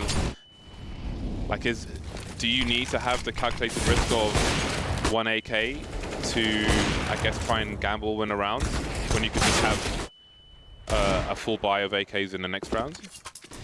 Yeah, the theory that is pretty established is, I think Taka is absolutely done here. He's gonna have to run into this angle. But the theory is if you're as ahead as MiBR were, you just, as you say, James, you play for, you don't care about your opponent's economy. Therefore, you never have to half buy, because all you care about is maximizing your chances to win rounds, which means maximize the amount of buy rounds like full buy rounds you get. And so you can do this thing that whereby in these spots where normally you'd go for a half buy, just go for a full save, because what that means is that you have more full buys. Yeah. In the half. I just don't understand where the value is in handicapping yourself like this and having Fer on a CZ instead of an AK-47 when North are winning every single round. I just don't see the value. Just have a full buy. Put your best foot forward. If you can't win with 5 AKs, is it worth risking an attempt with 1 just to then play with 4 afterwards? Audio WP. Well, here we are. Fallen waiting for a misplay, perhaps. You can sometimes get a peek from the balcony, although this would be quite a demanding flick for sure. There's that smoke towards the arch position once again. An exchange of grenades. Now, Valde's got to fear someone being close enough to hear that collision and a pop flash play. He's got one of his own. Fade away. And again, there will be no eyes towards Arch. And I wonder if that will compromise the positions towards B when a certain amount of time has elapsed, if they will go back to those defensive positions looking down towards CT spawn. 39 seconds. We've got Phelps creeping on Banana. 3 smoke grenades for MiBR to deploy. 1 has just been thrown. And now it's 5 versus 3 on A. Yeah, MiBR have made this difficult to know what's going on for North, but the time is also a problem. And I don't know if they'll expect there to be nobody in the site. 2 players in pit, 1 graveyard. That's pretty interesting here for North. Can they make it work though? Look at the initial kills. The spray is absolutely on point there for Kirby, leaving Cold Zero with no time to save the round. It's frankly done at this point. Only at 3 HP. Can he find a way not to die after time? Yes, he can. But another round to North and 1 away from equalizing. They have come back an enormous amount of rounds. And considering how appalling their T-side looked, I did not expect MiBR to be struggling so hard on theirs. But that's the case. If you look at that execute, I mean, maybe MiBR are expecting more engagement before they execute into a site, but once the first 2 players get taken out in the push, the next player up is Fur with that CZ, rather than an AK-47. So he's you know, you might think, okay, maybe he'll pick up a weapon or something. You don't really have an opportunity in a scenario such as that. So again, I just don't know if those hero rifles, when you're in so deep, are really worthwhile. I feel like it's just making the grander task harder for themselves. Like they're looking to gambling to win a battle when the war is the main prize. And now North are just 1 round behind. Well, North started with 4 players on Banana at the beginning of this round. They've only got 2 on A right now, so MiBR might have a good timing with these pistols. This would be the way to do it. Of course, you know, of course, this is how it's going to go. Can they finish it off though? Okay, well now it's certainly looking likely. All it took is that a good timing and punishing North when they had so many players towards Banana to get an advantageous bomb plant here on this A site. There's basically no reason for North to save at all at this point. If they can accept that they're not going to win the round, they need to just take out as many players as possible, just so MiBR have as worse a buy as possible in the rounds to come. Yuki trying to hold things down, but he will concede the AWP, and 3 players will survive for MiBR. With a crap buy, bad timing for North, and MiBR make it to match point. Basically a mirror of what we saw in terms of score. Yeah. They win the pistol, and then pretty much nothing doing as soon as the first buy round comes around. Although it was in worse fashion in the first half, or whatever. Although it feels like MiBR are playing a little bit, it's kind of similar to North in some regards, in that it looks like MiBR are almost giving too much respect in certain spots to North on their defense. But I feel like MiBR's defaults have been working a lot better. We see more movement towards Banana and more map control in general from MiBR. So I feel like their T-side's been better, although the results haven't been better than North, or, well, maybe they will be overall, but not by too much of a margin. It's a weird game. It's honestly a very weird game, just because of how much of a struggle the T-sides have been, which you don't often see for teams at this level. Like, you don't often see it go like this. But MiBR, they find that unlikely rounds, and with that, they are now poised take this map. Technically speaking, they are. But based on the T rounds we have seen, they aren't. They won a round with variance, but now comes the harder part, to win with a full buy. That's been the issue for them. It has not been a thing in this entire half. North with plenty of utility, just waiting, again, passive positions. So Yugi's lined up for a shot, anything goes wrong, and the smoke will be deployed, and it'll be a fast one. Bouncing off the short wall. There he goes. AZ just deployed a different grenade. Quick peek, and he'll spot 1 or 2 players. Maybe just the one top of Banana. No bomb spotted on the radar, but Valdez on his way towards B. So this is what I'm talking about too. This is something that MiBR have been doing better on their T side. Lots of presence towards Banana. They void it, and there's this window of time where North don't know 100% whether it's going to be B or A, and they've got a 2-3 setup instead of a 1-4 setup, which would be obviously more ideal. Here it is, Kirby with 2 on the porch defense. That is fantastic. Well, when all is said and done, doesn't matter how many players you have, if the ones that you have on the bomb site are fragging this hard. Oh man. Oh boy. This is awkward as hell. Goodbye. And this has overtime written all over it, James. How have we got this to this? They've only won with a crap buy. They're going to have a crap buy. So, although it's better than the last one. So it's a very weird situation for MiBR. Very strange. Just, you would not expect a second half like this after the first one. And sometimes you have a mirror, but I feel like, I don't know. It's got to be one of the weirdest Infernos I've seen in a while. again, at this level, you just don't expect it to be such a struggle for these teams to play their T sides. It's pretty unusual. Yeah, again, I do feel like in terms of equipment, they unnecessarily handicap themselves in MiBR with the hero rifles when you have 1, 2, 3, 4, 5, 6, 7, 8, 10 rounds in a row on North CT side. It's kind of trivial at that point, in my opinion. But here we are, Desert Eagle and a Mac 10. Maybe this is the buy for MiBR. Maybe auto buy is the way forward. If you can't buy with a full buy, can't win with a full buy, who knows? Random select, get the negatives out. Got some grenades towards second mid, attempted at least. MiBR with a slow start, looking to avoid any initial gimmicks, shenanigans, grenades from the likes of North. Minute 20 on the clock, probably a minute to go before a push comes. So, quick interesting thing, Gade threw a smoke on Banana, which slowed down the Ts. There are still 2 more smokes that can be deployed on Banana because Gade has actually been playing A. So, that's a lot of time that's not still delay any push towards the B-bomb site.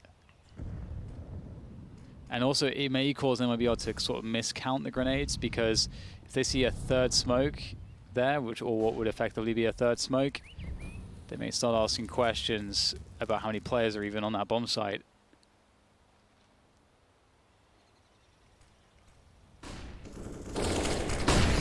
Maybe they force the issue anyway. Nae's coming in. Arch play as well. They're going for a B split. It's one of the more finicky strategies, but can it work? It comes down to the duels, and Kirby's going to slap down Taco and Fern. This has not worked out for MiBR. They're going to go for a desperate rotation back to A with less than 20 seconds. It's a big gamble. Yugi's got the sound cues. The CTs are rotating from both directions.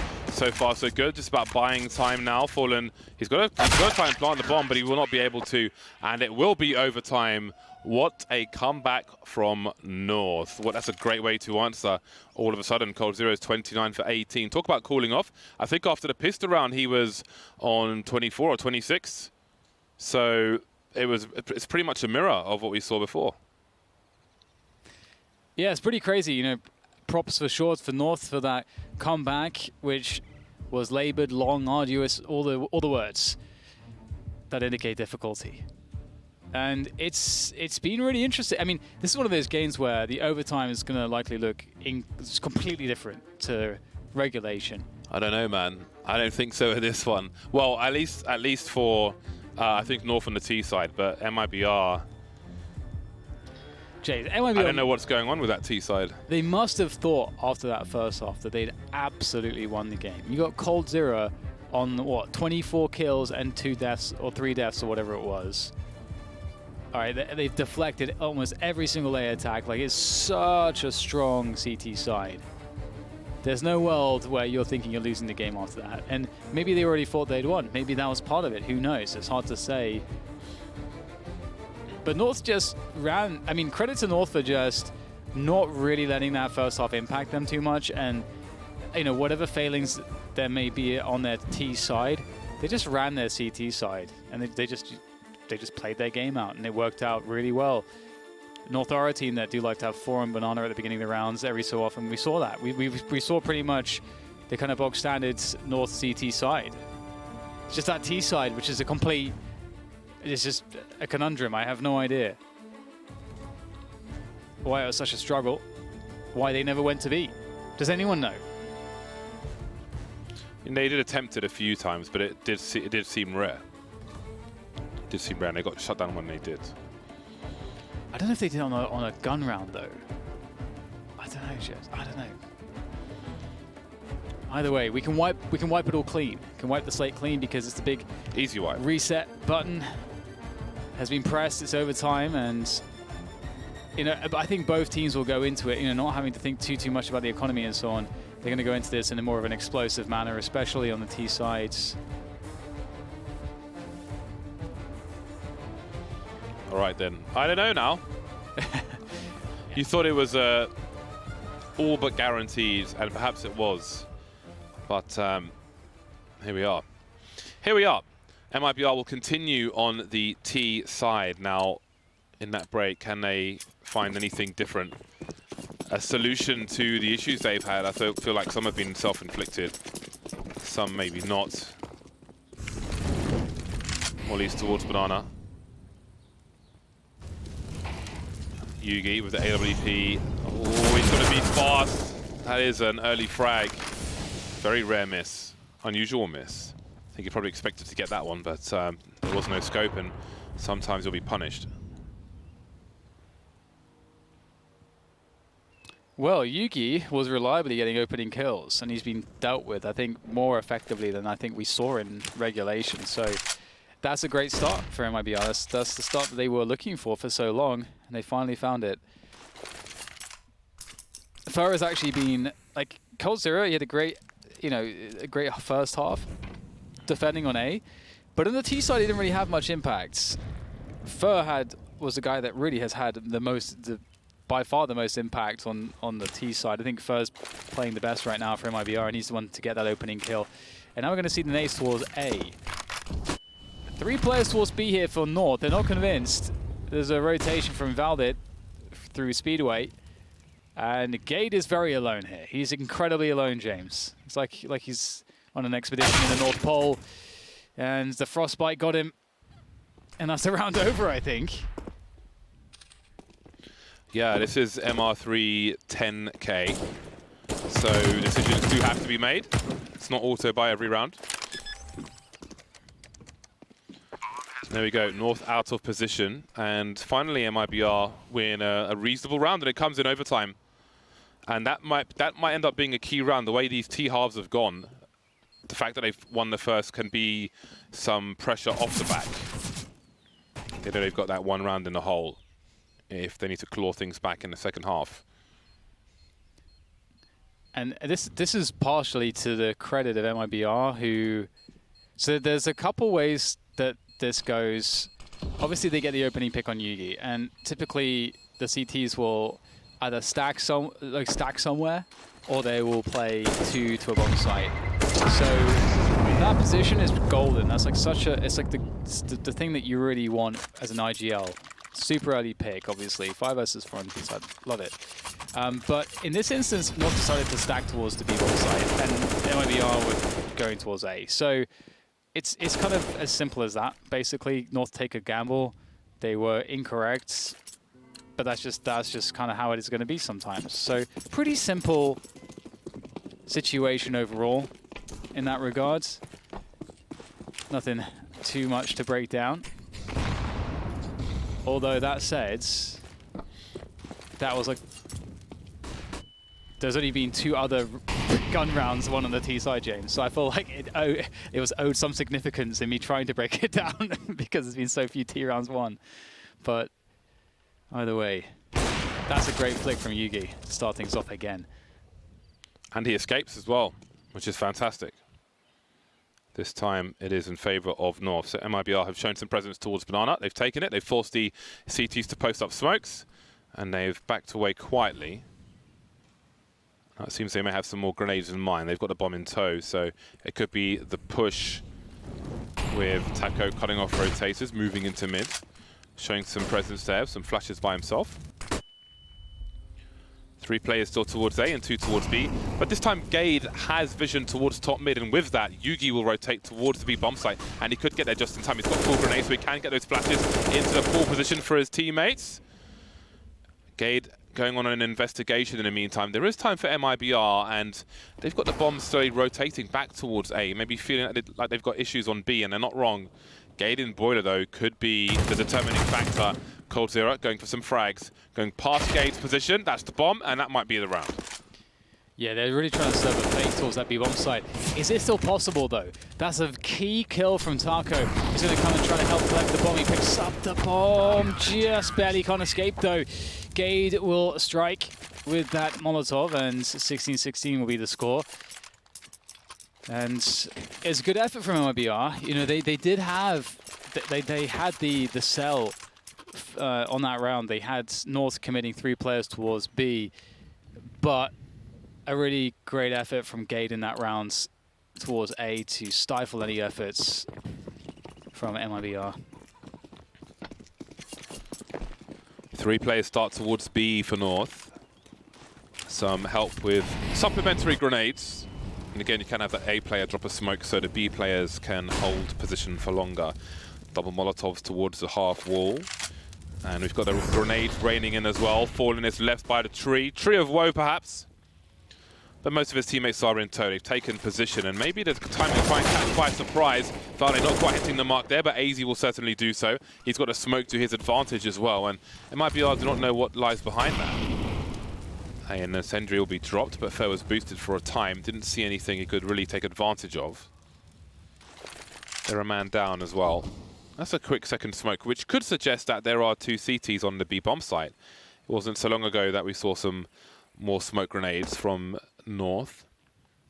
That was presumably Valve's smoke. But for all MiBR know, A may be a better choice. Yeah, it's so hard to know. Nades on top of the new box there. AZ up towards Coffins.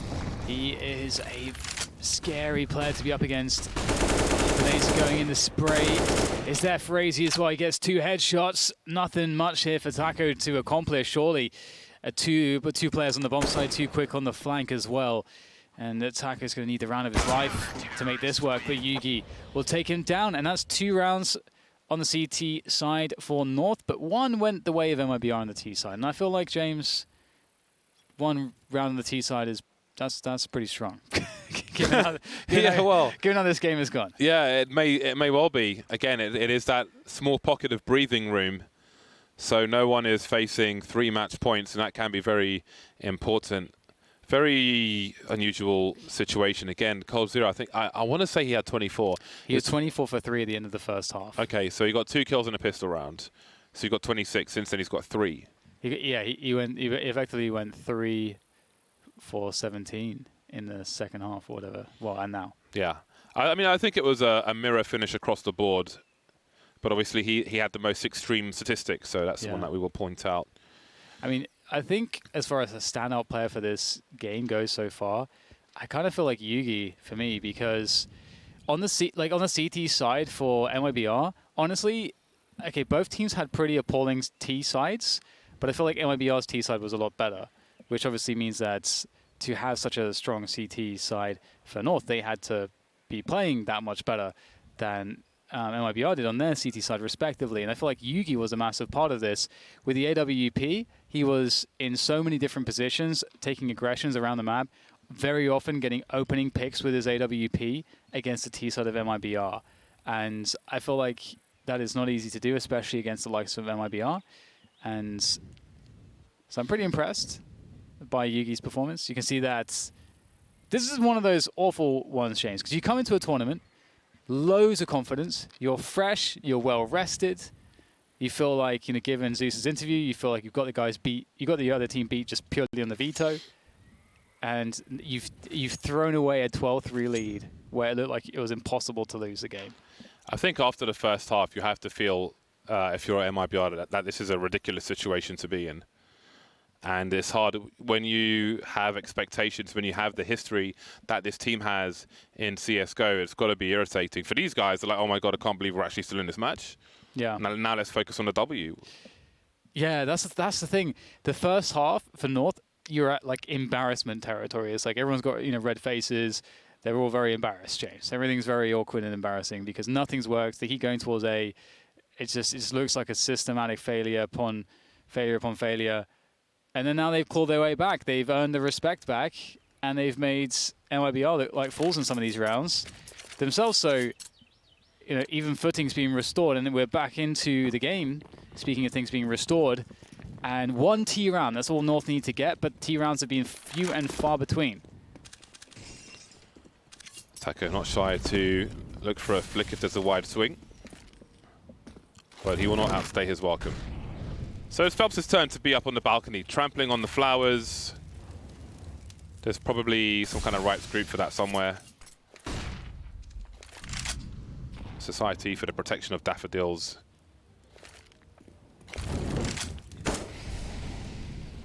If it exists, there's somebody to be offended for it. 4 players towards A for MiBR. Fallen happy. He's content jump spotting. He's got the exo jump, and he's bouncing around. 1 minute on the clock for North, and it looks like they want to establish control of the banana position. They've got the chain flashes, and Fallen will be forced away ever so slightly, and that will pull Fer towards the B-bomb site as well. They continue to pressure. These positions are hard to fall back from, but he is just slowly readjusting. So Fer will be the initial engager at this point. 45 seconds on the clock, and Kiabi has something to offer towards the A-bomb site to deny information. He is carrying the bomb as well, so it looks like maybe some kind of fake will be served towards B. Yeah, I like it. Let's see how it goes in the execution of it all. And usually just to sell a fake, you do need to get a kill to really sell it. So let's see if they can do that. Well, there's the kill. Valde picks it up pretty much immediately. And indeed, as soon as the kill happens, both Cold and Taco evacuate the A-bomb site. But that's exactly the moment when they lose Phelps. The timings here are great from North. You know what? This is looking really good. 4 versus 3. There's players all over the place, which makes it even more difficult to get this retake. How do you retake when you got Valde hiding there? You got Yugi in mid with an AWP. They're all over the place, and there's just nothing to do for MiBR. And immediately North are going to pick up their first T round, James. And if I was MiBR, I would be perspiring slightly more than normal. Yeah, thanks for that, Dan. I think they're in trouble now because they've lost a lot of players in this round as well. Yeah, got to be careful about that one. But this will be the round for North. So MiBR have got to win. They've got to win strong in this next round, but they will lose absolutely everybody, and that is a serious issue. Well, let's see what happens. I mean, if they win the next round with low numbers, they may still be in trouble because of the extra money on North. So I cannot imagine like how MiBR will feel if they lose after that first half. It would be so bizarre, a game of Counter-Strike. But here we are. Let's see what they can do. Falling with the 1 AWP. Some nice grenades will leave Yugi on half health at the beginning of the rounds. And this time, rather than a take of all of Banana, it will be the half wall with Molotovs behind it. Okay, standard Fallen stuff. He likes to spam there. He will fire off a good 5 to 7 bullets, but he's instantly rotating, expecting the avoid Fallen game. He's over towards A. Yeah, he's being replaced by Phelps though, so that's cool. I think in a situation like this it's completely fine. If North go too slow, what will happen is MiBR will take an info play towards top mid, which is what Fallen is doing right now, and so they can rotate in time. So you've got to beat this timing of the information play of MiBR, which I think North are just about going to be able to do. They'll throw all the flashbangs forwards, but he's found himself a fantastic angle from first oranges, and this is a great conversion. Just Gade who remains, and he won't be able to do too much against the spray through the smoke from Taco, and that was a round that I feel like, you know, I felt like there was a great timing there from North. I think they really played that well, but it all comes down to hitting the shots at the end of the day, and MiBR will stay alive in this one. But one more chance for North to shut this down and to take this game. If they took this game away from MiBR would be so unbelievably gutted. I cannot fathom how gutted they would be.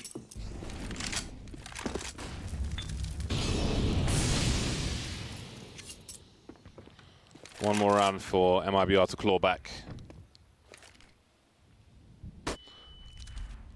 They've got a good buy.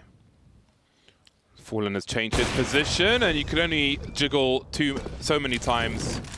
Fallen will punish you for it. One of the worst AWPers to jiggle against.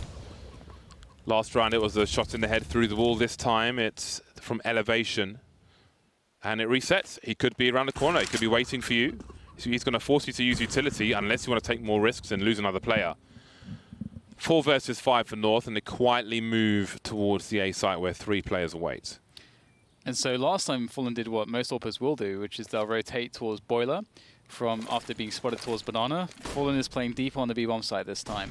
So keeps mixing it up. North not really caring about that, are just going towards the top mid take, and Taco in the dark position. No one's, oh god, no one's spawning for this. No one's spawning for this. They line up for Taco. That is absolutely disastrous. Oh god, I cannot believe it. Kirby, he's going to try to save the day here, but it's surely too much. He peeked from all over the place. He finds multiple 1v1s. I don't know how he's managed to pull that one off. He's got 20 seconds. The bomb is lost towards the Cubby. How does he do this? Fallen's run away. They can just defend bomb plants at this point. It's a long rotation. If he found a way to frag coldzera, Fallen's almost on speedway already. 9 seconds to figure out where coldzera is. He's in the pit. Almost made it to a safe plant, but no. Overtime number 2. It continues, Dan. It absolutely does. Yeah, this is... I think we definitely saw better T-sides from both teams in overtime, but still, it seems like such a struggle on these T-sides to make it work, and that lineup was incredible. There is... It's difficult to deal with that spot sometimes. Oh man, this is such a weird game. Such a strange one. I feel like things are normalizing a bit though, as far as the T-sides are concerned. I think we saw a much better T-side from both teams. It looked like it had almost normalized a bit too late for MiBR. Yeah, that's there, true. because you can't help but think of that first half and then think how has it come to this, but they still have a chance. Everyone does. I don't know if North grow with power the longer this goes on, or really who's at an advantage. It seems very 50-50 with the lack of success on these T-sides. It's really hard to say, and with Inferno as well, there's this element of the guessing game. As I said, Inferno's about this sweet spot of between 10 and 20 seconds, depending on the team you're playing against, where after running your default on the T side, you have this window of opportunity to strike somewhere before the CTs have had time to make an information play. And that's kind of because when you take over an area of the map, there is this idea of threat. There's this idea that there can be players there still. So you don't want to question it immediately. You have to give it 10, 15, 20 seconds before you're going to throw a pop flash in to confirm, okay, are they still there? Because you don't want to be walking into a stack of players.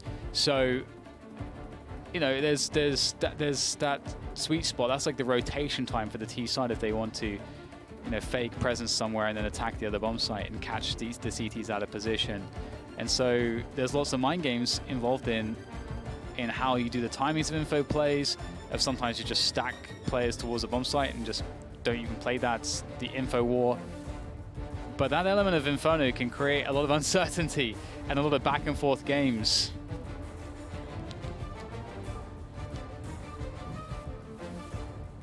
Well, they look ready, and we are back into it. Overtime number 2 here between MiBR and North. It was a horrible start for North, but it seemed just as horrible for MiBR into that second half. And now the double AWPs coming out straight away from MiBR. I like it. Taco's been playing well with his AWP. I like it. Some shots through the wall, a faster approach from North, and there's a smoke up top. That could invite variance. Do you really want to try and creep behind it? Or Valde may be spotted, but he's alive and Fur is not. Fallen moving forward. Battle Sniper ready for action. May take the top of Banana, and that might be some important information for his team. He's got Phelps here for support. I think he's holding a flashbang from the Coffin's position. You see Fallen playing anti-flash. Anti-flash waiting for counter-flash. But North go passive on Banana. They start to approach A, clear out the apartments, deny information towards the top of mid. There's a flash for Taco. He goes to approach Boiler. Minutes on the clock for North. 4 of the 5 players looking to burst top mid, it seems, but no one's flashed him in, waiting for a peek and overextension from MiBR to worsen the issues for them. Yeah, and you can see exactly the reason why he can't peek deeper than the Boiler angle. He was just holding that angle, which is a very expected spot to be holding with an AWP at this time in the round.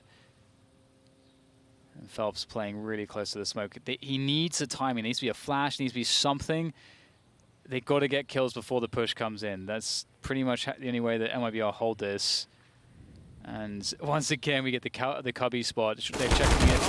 Far, like the right eye peek there from Gade is going to deal with it. The flashbang is absolutely monumental. Cold gets himself 3, and that turns around on his head just like that snap of the fingers, and they are gone.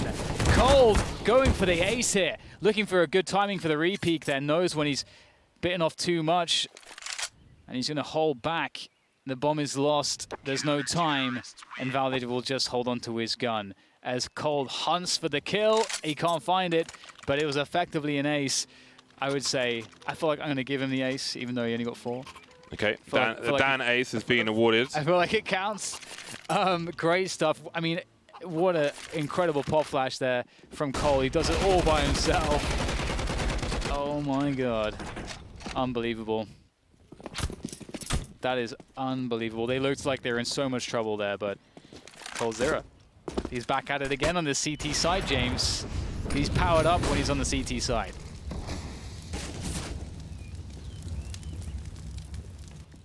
Can they get a clean sweep, though? I feel like a clean sweep on the CT side from one of these teams would be insurmountable. It's 1 of 3 for MiBR. The 2 AWPs continue. Fallen and Taco had so much success with those in normal time. A shot, no connection. Taco wonders where most of his health was gone, but he's still alive. Phelps in the arch position. The arch position has been an issue for North in the regulation rounds. Again, just taking a player out of there entirely. You know, there was one round where North found themselves in CT spawn, but it was still fighting players in the arch/library position, which determined a lot of that round. So there are smokes deep. 40 seconds, and again, it's just edging forward bit by bit. Trying to figure out the makeup of the CT side, forced away from the pit into the open. Double stack though could be an issue, but the flashbangs will certainly help. And Cold 0 not as much of a problem as he was in regulation on that pit position. And North look like they have the A-bomb site. And that's a 2 versus 4 here for MiBR. I don't know that they will ever be interested in this. Out of position, outgunned, outmanned. And North will pick up a round. That was a great round from them. You know, this time it was an A take without a hitch. And perhaps that was how it was always supposed to go. You know, they went A so many times in regulation and they struggled to deal with players like Cold. But this was much more convincing.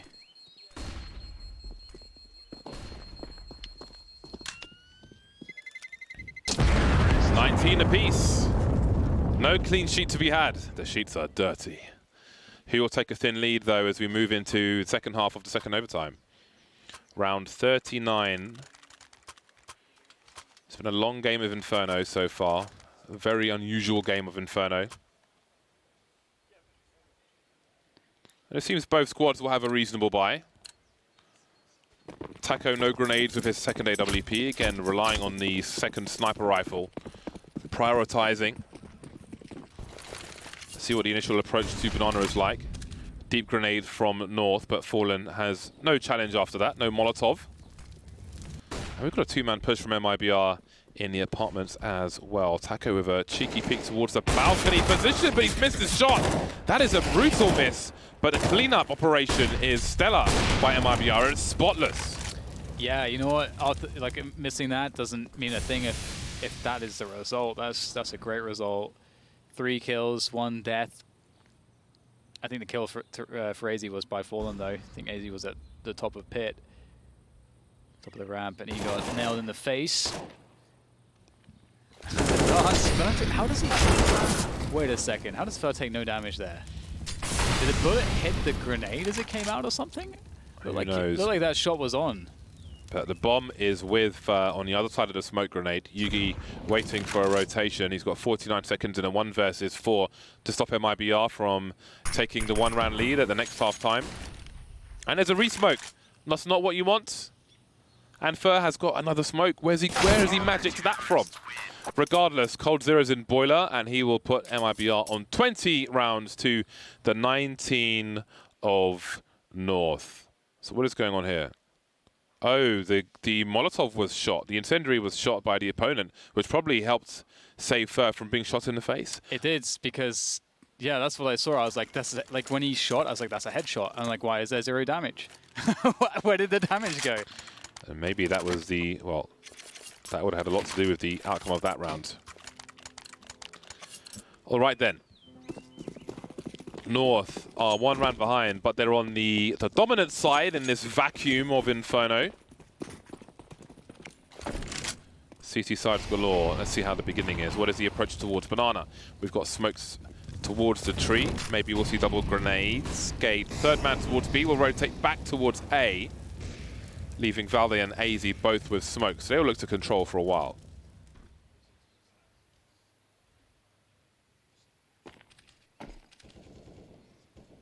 Quite a start from North, really passive, concerning a lot of utility.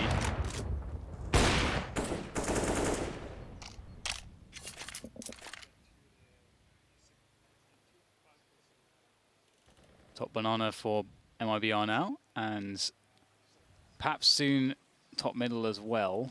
Yugi is holding it from a typical position with the AWP. So MiBR slowed their timing right down, and you can see they've avoided all utility damage due to that. So we'll arrive at the top of middle, and it looks like we'll get a pretty deep smoke. They're going towards library. Yugi asking questions now, really starting to wonder what the hell is going on. Hello, there's Fer, and he should get some assistance coming in as well. Right indeed, rotation from Gade, but will he be quick enough? MiBR only have 2 players to deal with on the bomb site, but it may be two players too many. 15 seconds for MiBR to plant the bomb. That is a huge frag from Fallen, but Kiabi is just waiting to finish off the last players. Can't quite do it though. Phelps has got to go for the default plant. He's running out of time, looking for elimination, convince someone's on the site, can't get the spray. And that is a very important round for North. 2020. Maybe it'll be 2020 before this Inferno finishes, the way things are going. Back and forth. Nobody with a clean sweep. That was a pretty tight one. Close, but not quite. As far as the MiBR are concerned. Lots of whooping at the end of that round from North on the stage. We are round number 41. Some good damage early on. Some chip damage, which means that, oh, Fer taking some grenade damage as well. That's always very useful because it will turn the Yorks into, well, it allows the Yorks to kill in one shot if they get a headshot, as opposed to needing that follow-up bullet after a dink. Always very nice.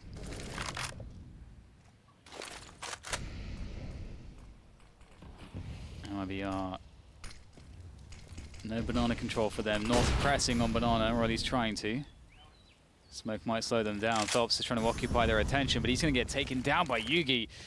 Good effort there, and they'll spot that there's nothing really else going on towards banana. Surely they'll rotate someone, but in comes the push. Taco opening it up there, slicing open that A-bomb site, and this is a huge problem for North. Indeed it has. Such an important headshot from Fer. And they're forced to fall away. Yugi and AZ, again, $10,000 at the start. They need to spread that wealth in the round to come. MiBR heavily protecting this bomb. Is this the round that helps them secure victory? 4 players surviving for MiBR. Maybe they've unlocked a solution in this vacuum to the T sides of Inferno. What is the solution? Well, I don't know. What is the solution? I was hoping you would come up with some kind of chemical solution, which try to throw me off. Chemical solution? Yeah, kind of a solution. It's been a while since I was in a science lab with a Bunsen burner and a Petri dish. Who did you burn, James? You definitely did something untoward with a Bunsen burner, didn't you? What no, did you burn? No. I got shot with a Roman candle once. Did you burn someone's hair? What did you do? No. Nope. Nothing interesting. Bunsen burners are kind of boring. What? All right. How can you say that? 21-20. Can North bring it back? They've got all the scopes in the world. There's smoke to the molly for the cheeky peek, and Fallen gets taken out. That is a very good way to start. Ooh, I did wonder. The tree position. Okay, well, he's had quite enough of this T-side nonsense from MiBR. Well, in one hand, he's had quite enough. In another hand, he's technically demanding more.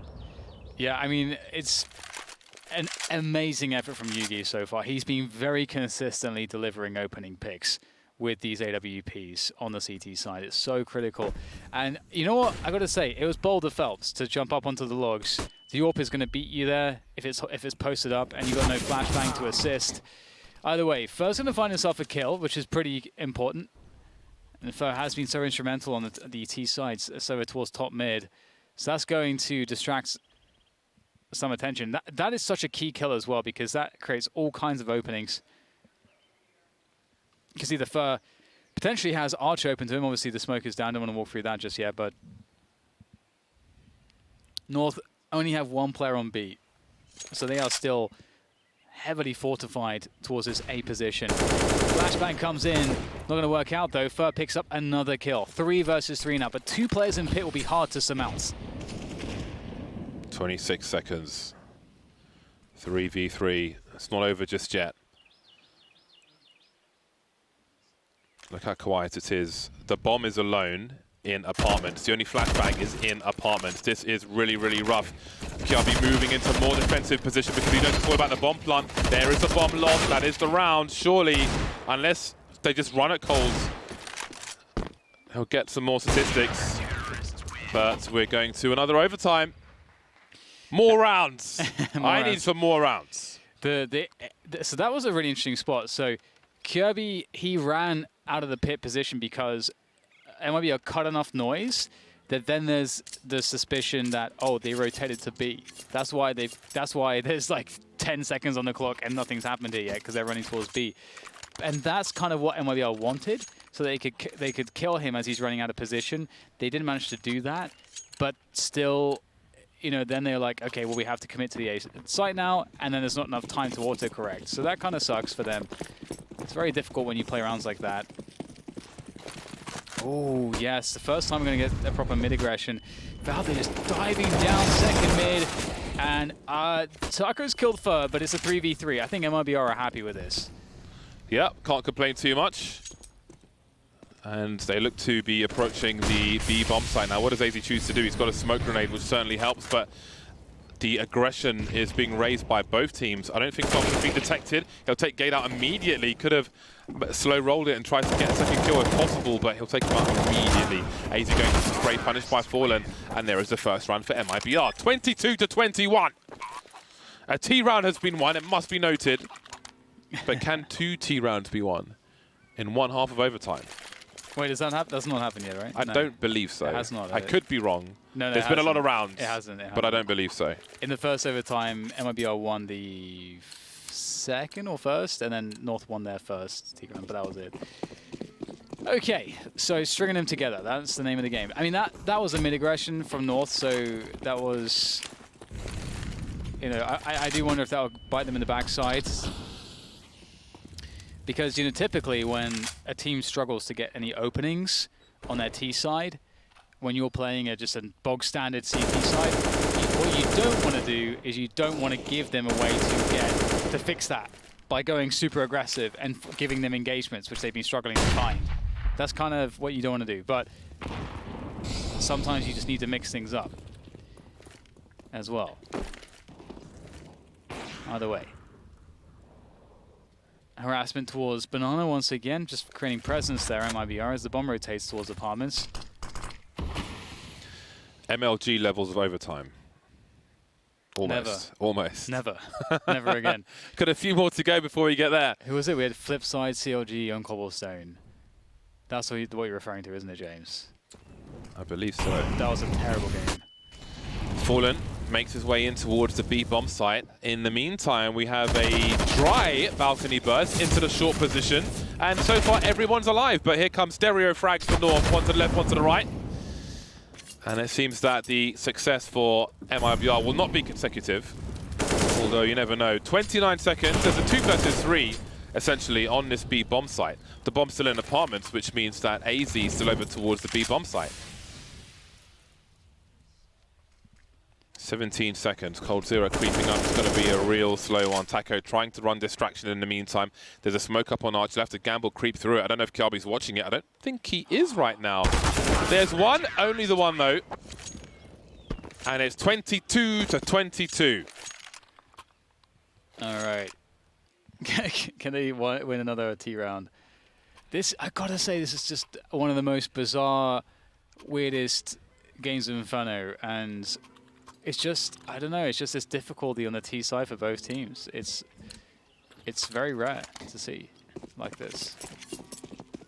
I'm very curious what the desk will have to say about this. Yes, I'm very curious as well. I'm very, very curious.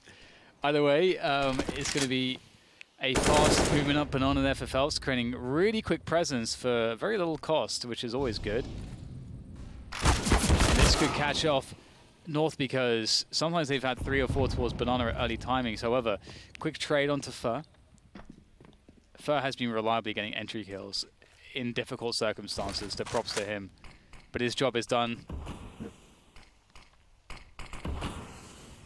Valde in that portrait almost looks like a droid 50 years in the future, built by Japan. You are.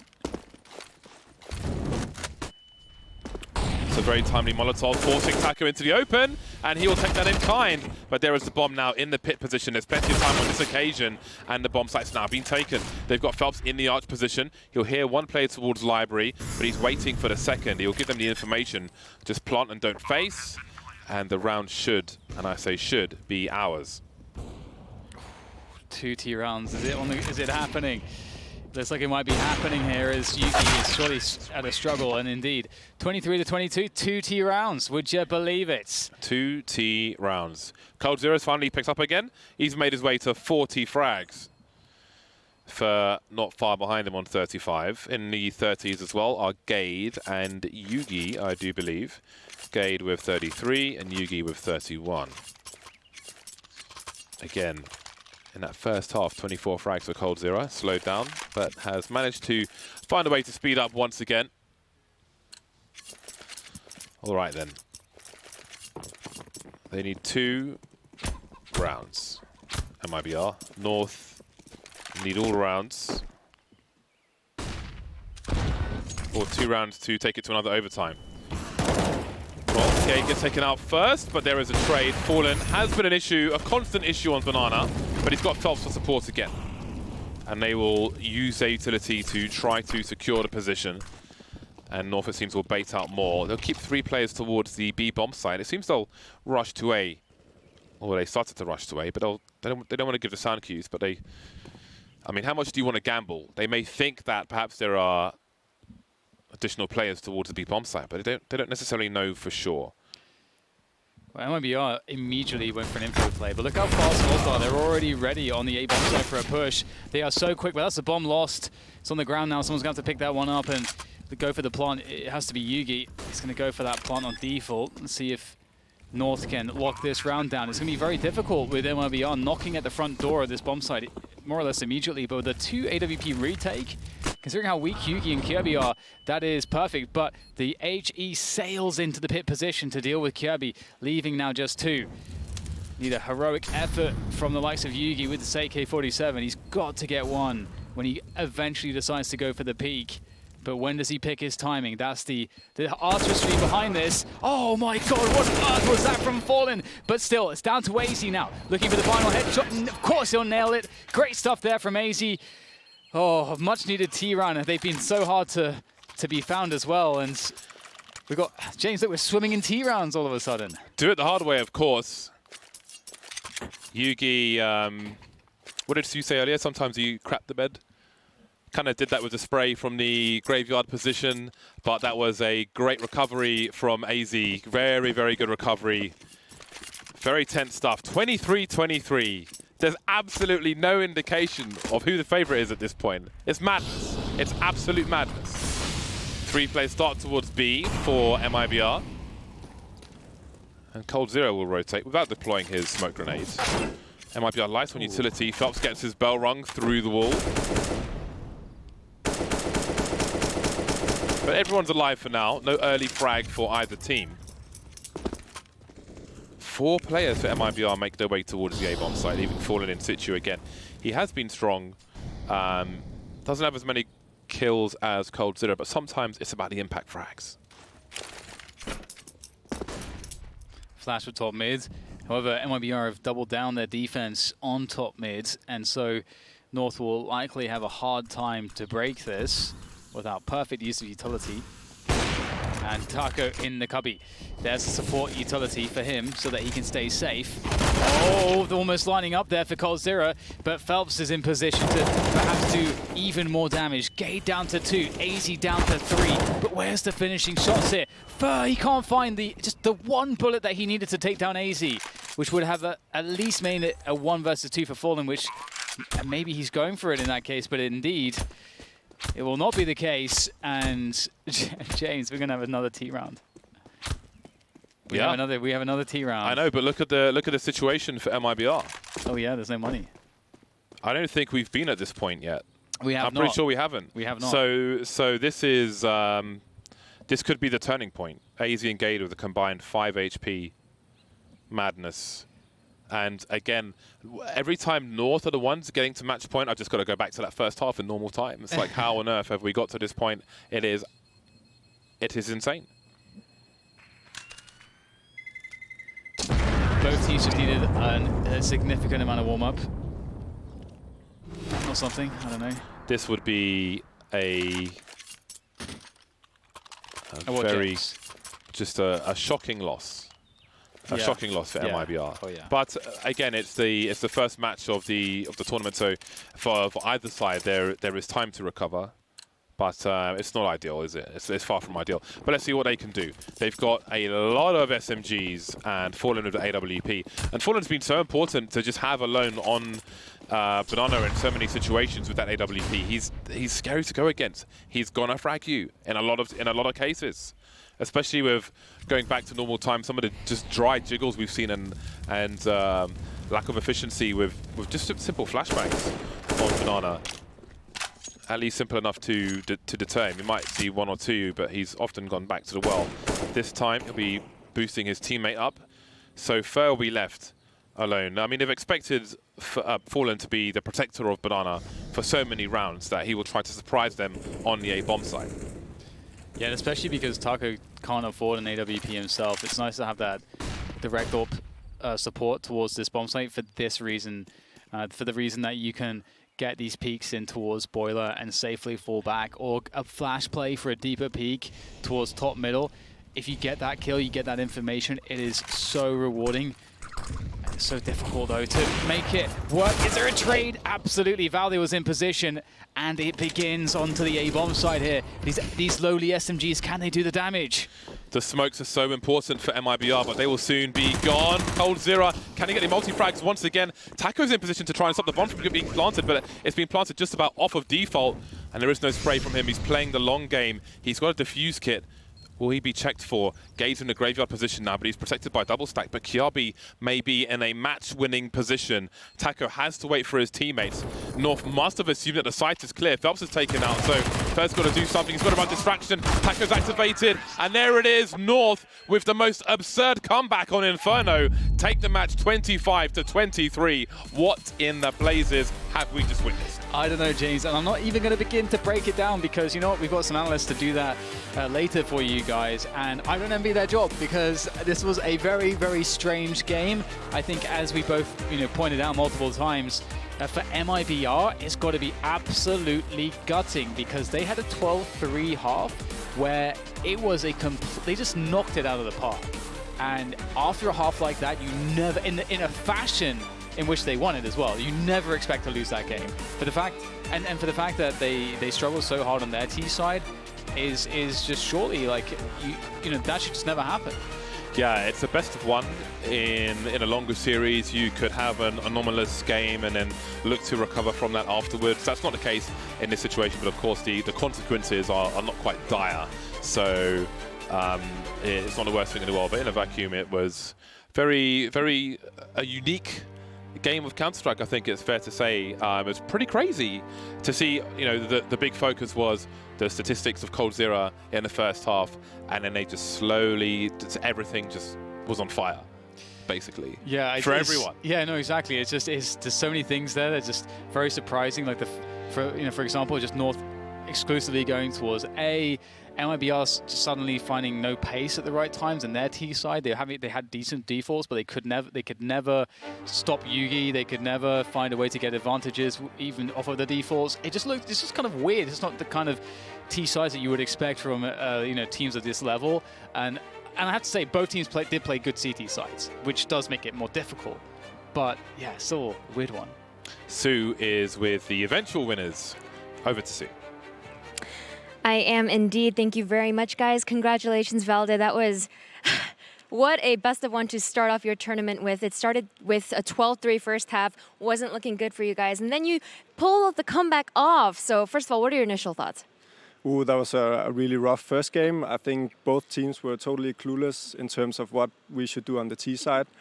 Yeah, it just resulted in a really chaotic match where I think both teams made a lot of mistakes. Like probably when both of us review the demos, we're probably going to say, should have won that round, should have won that round.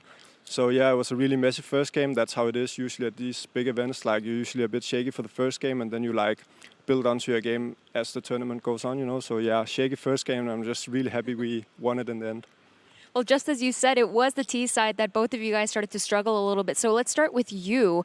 Starting with that T side, what do you think it was that you guys were struggling with so hard? Well, we actually had some really good T sides during practice and so on. So I'm not really sure. First of all, I want to credit them for their utility usage. We had a really tough time, doing our A executes and so on. They were really sharp on the utility. So yeah, just a mix of us doing some key mistakes and them also having a good CT side. It's always a mixture when a team is struggling of you playing bad, but also the other team playing well. So I think Cold Zero was 23-1 or something at some point, but then I think he only got one kill on the T side. So yeah, just a really shaky T side from us that we need to fix for sure if we want to move to the playoffs. Well, luckily on the CD side, you guys were able to bring it back all the way to overtime. And I noticed when it was 15-15, you guys had that break to sort of calm down and talk it through. You were busy talking to the team. So just out of curiosity, what were you telling the guys? Well, I was just telling them that we, in my opinion, could have won a lot more rounds if we didn't do some key mistakes. I remember a round where we were coming around Arch and we didn't clear the corner and Tago got a triple kill, and I just said to them we have to fix these minor noob mistakes, because if we do them we're not going to win the game. So make sure you clear every corner, make sure you're there to trade your teammate, make sure you flash for each other if you go around the corner, because there could be an AWP sitting there, So yeah, just providing a little bit of information so we could close out the game. And I know this past month has been a lot of changes, namely for yourself, you're now leading the entire team. Yugi is now a new addition, and I know you're coming off of Dallas where you got a lot of valuable experience. So overall, what has this experience been like for you so far? Well, obviously it's really tough having a role change, especially when you become the in-game leader. I think it comes with a lot of sacrifice. You have to spend so much time worrying about what's going on the map instead of just your own crosshairs. So needless to say, my performance maybe has not been the best, but also you have to keep in mind that I'm totally new in the role, and hopefully my own performance can go up as we gain experience and as I become more used to being an in-game leader. So hopefully we can see some better performances from myself as we go on. And of course, the event that we saw you guys just this past weekend was Dallas. And one of the teams you played there repeatedly was Vitality, who you're actually going to be going up against next. So based on the matches you had back then, you won the first one, then lost the next match 0-2. What did you learn and take away from that? Well, in the Vitality game, we actually got really surprised in the veto. They ended up going for... we ended up playing Nuke and they chose to start on the T side. I don't think that's something I've seen before. So yeah, it was a tricky game, and I think it became clear to us that they had prepared really well. So obviously we have to change some stuff if we want to beat them, because they're a really tough team. And I think every time we played each other at the minor, at Dallas and so on, it's always been tough and close games. So yeah, have to bring our A game if we want to move on to playoffs. Sounds great. But for now, congratulations on moving forward. Guys, we're going to head to a short break. When we come back, it's going to be Furia taking on NRG.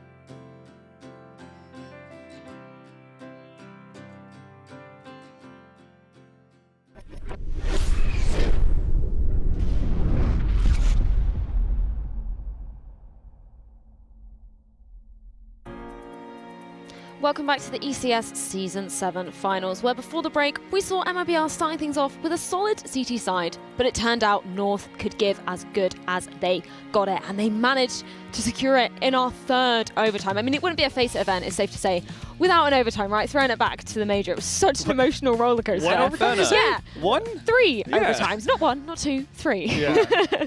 Pack them all into one game so we don't have to have too many else spread out for the rest of the day. But look, my mum always used to say, if you've got nothing nice to say, don't say anything at all. Unfortunately, we have to talk. That's kind of our job. And it's going to be very strugglesome right here to look for too many highlights because both of these teams had pathetic T sides, right? Like you can say, oh, the CT sides were amazing, but no, there were situations, there were moments, there were chances to capitalize. And look, this round right here, this was just a flash top mid. This is where it all started. That, you know, it was a 12-3 first half, but that spree of rounds that they went on, I was sitting there counting the amount of kills on these T sides from both teams. They weren't competitive at all. There were streaks of rounds. I looked at 10 rounds for North in a row. They only had 1 kill per round. You look at when MiBR flipped on over and they were losing a bunch in a row. They only had 11 in a 10-round streak of losing. That's not even competitive rounds. They're just getting blown out of the water.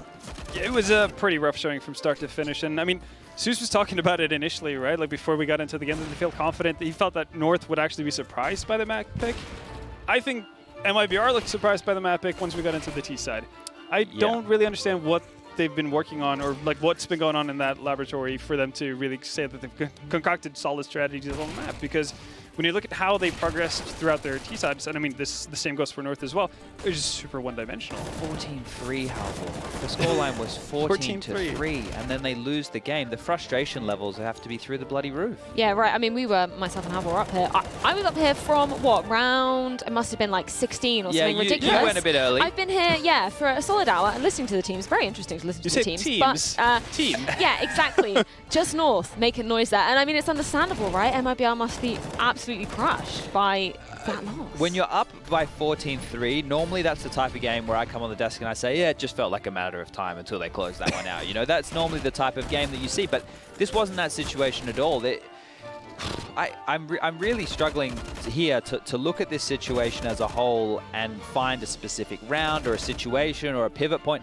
It didn't feel like that. It was just two contrasting halves that were almost carbon copies of each other, and then in the overtime it becomes chaos. We saw aggression. We saw, you know, well, we only saw one clutch in the entire thing, but it was a game where a lot happened, but also not a lot happened. If that makes sense. Yeah, no, it's a lot happened, but nothing of importance. Yes. I guess in that sense, right? And one of the things that I guess is pretty obvious when you look at the highlights is how many highlights actually take place over towards the B-bomb side. And that goes for both teams. So leading, well, pretty much all the way up until overtime, we didn't really see too much of actually an attempt of taking B from either of the sides. It would be initial banana aggression, kind of fading out into nothingness, or just a really half-assed sold fake towards the B-bomb side, and then eventually ending up in a really staggered A execute when time's running down.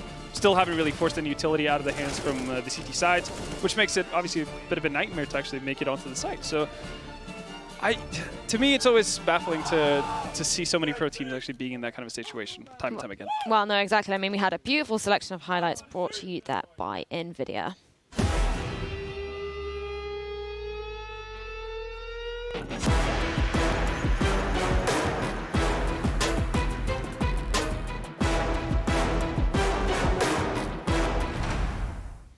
Well, I don't really know where you guys want to start breaking that one down. I mean, it kind of all goes into a blur of rounds, right? When you're seeing such, I mean, same problems kind of on both sides, right? On both teams. Yeah, well, it's obviously the T side, right? There's not too much deeper to go with that, but then it's just trying to extrapolate the reasons as to why, right? I think that both teams obviously did things well. You heard Valda in the post-game interview crediting the utility usage there of MiBR to deal with executes. I think that, you know, individuals we saw, look, weirdly enough, it felt like the guys from North were getting through without needing as many kills.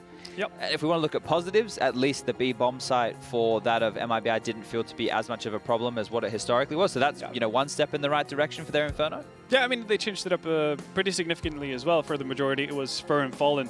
playing there. We saw Cold Zero back in the pit position, which worked out pretty swimmingly for him. And for Nefelps playing quad side. And we also saw them actually pretty heavily relying on double op setups. Taco was buying it, yeah. Yeah, and he was being pretty active about it as well, wanting to take peeks towards mid and actually rummaging around that A-bomb site very early on. So, you know, CT side, I was thinking to myself, like, wow, this was always like the Achilles heel of MiBR's Inferno. Now they're actually going to be a team that you need to look out for. But again, it comes back to the T side, the fact that they don't really the thing that again strikes me as very odd is the fact that they have timeouts, they can talk things over, and they come back to doing the same thing over and over again. So I'm curious what's being said within a team when that kind of a thing happens. Well, look, you guys have missed the bigger picture. Everyone at home has missed it. No one has really looked for what's happened here. The opening game of the day, Astralis lost to Furia. Yeah. So what MiBR did was they lost to North in fantastic fashion, so they don't have to meet Astralis until the grand final. Next level. Bet play. you guys Genius. didn't think of that, Well, right? that's your prediction for the grand final, right? That's well, it. and as we were speaking about AZ from North, he's actually going to be our HyperX X factor of the match. And I think you picked up on it. It was only clutch of the entire game, right, Chad? Yeah, and this is one that, look, this is a situation that is lucky, right? Like that second kill, falling, getting straight into the crosshairs. You have to land the shots, but that's a massive round right there for them to win. You can see the coach getting excited about that one. So good scenes from AZ. Yeah, actually surprising that when we get to see a game that drags out for that long to not have more clutch moments. Yeah. I mean, obviously we did have a couple of like 2v3s or 2v4s turn around in that sense, but yeah, not very like, down to the last man. Yeah. But yeah, credit to AZ. Again, I think for a second there, once obviously with how the first half panned out, I was a little bit worried that we might see, I guess, regression to the mean for a lot of the North players in terms of the fact that we've seen Kirby playing well as of late, AZ, Yugi having big games as well. Obviously, they got to showcase what they're capable of towards the end of it as well. So that's a positive. But again, it feels like it's going to be hard to talk about this game without getting too doom and gloom about what we saw. And this game here proves that overtime matches aren't always exciting or good games of Counter-Strike, right? Because when you have such a huge disparity and then you come back in that kind of fashion, that's what we used to be watching when you were playing Source or 1.6 and you had nukes and you were dealing with 14-1 kind of halves. But this here didn't feel like the same level of that kind of comeback. Well, exactly, and that wraps up our best of ones. I mean, it didn't feel like a best of one. That definitely felt like it could have been a best of three. Definitely wrapping up our best of ones there, though. We can see on the bracket, North are going to be heading to face Vitality later today. Then tomorrow will be when MiBR are returning to face Complexity, which is where they're kind of fighting for their tournament life, basically. Big day for the Brazilians tomorrow. I think, you know, on paper, you'd be happy that you get to play Complexity, right, in a couple of different ways. And we know that Vitality North, they split the series over there in Dallas, obviously falling more in the favor of Vitality. So that one later on today is going to be an exciting matchup too. Yeah, definitely. Well, thank you very much for that, gentlemen. We're going to be heading to a quick break, but after that, we will be back for our first best of three of the day to see who will be heading straight to Saturday's semi-final. Make sure you join us then.